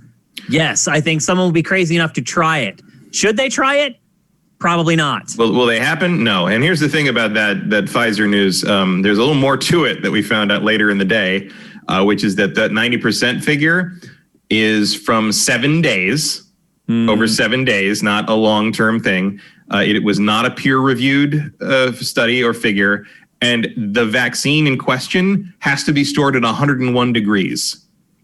Which would be a very difficult up until the minute it's used. Yeah, it has to be stored at 101 degrees. So here's your boiling vaccine injection for one thing, and second, like that's a very hard transport there. Like so it is not. Look, like we might, if we get real lucky and maybe we get some actual leadership in place by January, we might be starting to see like public availability of a vaccine in the United States by April. But probably closer to summer, and by then you're already past E3, and you're probably not going to be in the point where you can like really test in the public, because we have to skip some large scale testing to get it out there. So the large scale testing in terms of effectiveness in the large scale population is going to be kind of live, happening in real time. Yeah. So like you're probably not going to want to schedule Gamescom in month 2 of that, you know. So the other problem is that a lot of people are just going to refuse to take the vaccine. Yeah, that is. We already have anti-vaxxers, psycho anti-vaxxers. Imagine there's a lot of people already who are like, I'm not taking that thing. Like who's going to prove to me that it's safe or blah blah. You're going to have a lot of people who won't take it. And like the 90% effectiveness thing was great news before it turned out to be sort of a weird edge case, and we'll see if it actually holds once you get past a week, basically. Yeah. But I mean, that's great news because it means that in general, those of us who will take the vaccine do not have to worry about like a 60% ratio, which means you can still get infected by the idiots who won't take it. Right. Because you're still, I mean, we're going to be wearing masks in public for another 2 years. Like, just get used to it. Like, that's going to happen because we it's going to all be sort of happening. But certainly another year. I think definitely. And at the very least, when you're in indoor situations and stuff, it's going to be weird for a long time yet. But I do think you might finally start to see conventions starting by the end of next year. Like, you might get to attend the Game Awards in December 2021 in person. Yeah, like, we'll see. That's best case scenario, I think. Commander Fett, what is the most surprising thing you've seen from the new consoles, good and bad? Well, so far it's just singular because neither of us have PlayStation 5 yet. I mean, the most surprising thing I've seen is just Sony's refusal to let me add more storage. Storage size has been a big surprise for sure. Especially after we got bigger hard drives last gen. And I get it, SSDs are expensive, but you know what? Like, if you can't give us decent storage, maybe it's not time for SSDs yet. Yeah, 2 terabytes would have been nice. It would have been fine. That's all you need. And I think the other surprise is how much Sony pivoted on the backwards compatibility thing in the wake of how Xbox did it. Like, I didn't think they were going to go in as hard as they did. And obviously it's not perfect and there's some things falling through the cracks here and there. But I think they kind of stepped up on that pretty well. I'm surprised by it. I don't expect Sony to be that agile, I guess would be how I'd say it. For me, size and weight. The size of the PlayStation 5. Yeah, how big the PlayStation 5 is, and now that I have an Xbox Series X, how little the Xbox Series X is, and then the weight of both of them. Because I did not expect the PS5 to turn out to be the size of a small child. I didn't either. And the package the ship packages are 17 pounds. Yeah. And then I cracked open my Series X and I could hardly lift it out of the box. It was so heavy. So those are the two things that have surprised me the most. We can answer one more. Yeah, I didn't find the Xbox that heavy, but I was lifting it from a very different angle than you were on camera. Because like you were basically lifting the whole thing with your fingers. Yeah. And my arms were outstretched. So I was just using like my forearm. It's freaking heavy, man. It's crazy. The last one we answer from Vincent. After you get your PS5, how long do you think it'll take for you to go back to Assassin's Creed for an extended time in Shane's case?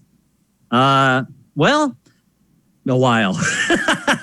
Because I'm jumping on Miles Morales tomorrow. I'm jumping on Demon Souls tomorrow. And just like I told you last week, I'm jumping on Bugsnax. Have you guys seen the reviews for that game? It's better than you thought. So it's like a 75. It's not. Yeah, I think most people thought it was going to get like a 5 or worse. Look at that game. It's got pretty positive reviews. And the positive things that people have said about it, I like what they're saying positive about it. I mean, it's free. I'll try it. Yeah, I'm going to give it a go for sure. So that's 2 pretty big games. Miles Morales, probably 10 hours is my guess, is how long it is. Miles is 10 to 12 more like 20 if you do everything, which I know you don't. So. And you guys know I'm not finishing Demon Souls, so I'll just take a little tour around Demon Souls just to check it out, just to see it because it's freaking gorgeous. My guess I'll really play Miles Morales. Yeah, my guess is I'll play Assassin's Creed today, and then tomorrow I will mess with Demon Souls, I will mess with Astrobot, and I'll dive hard into Miles Morales and then eventually go back to Assassin's. If Miles Morales is on par with the original Spider-Man at all, which it appears to be from the reviews, that is going to absorb me more than anything else that has come out in the last few months. Kind of low reviews though, Matt. You've been surprised by that? No, because it's the same reviews scores that the first one got. No, a lot of outlets have been giving it lower. No, it's averaging about 85. The original averaged 87. Like both of those games, I think, are being under like lowballed for some reason. I thought the first one was. I don't know. The first one is definitely more than an 87 in my book. That's more like that game's more like a 95 to me. No, that's too high. It's not a 95. No, I mean it was almost that makes it one of the greatest games of all time. I think it is. Okay. And if it's definitely the best superhero game ever made. I would probably say that. Between it and Arkham City. Yeah. And what was I saying? I lost my goddamn train of thought again. It's all good. It was. We need to wrap up anyway. We're already 10 minutes over.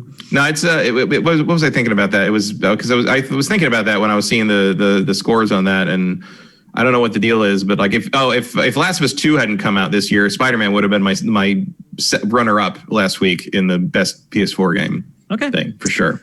All right, so that's it for GameFace episode 236. Thanks to everyone who was on the stream, asking great questions, giving us bits, subscribing via Twitch Prime. We love all you guys, and I really, really hope that every single one of you guys, if you want a PS5, you get one tonight or tomorrow.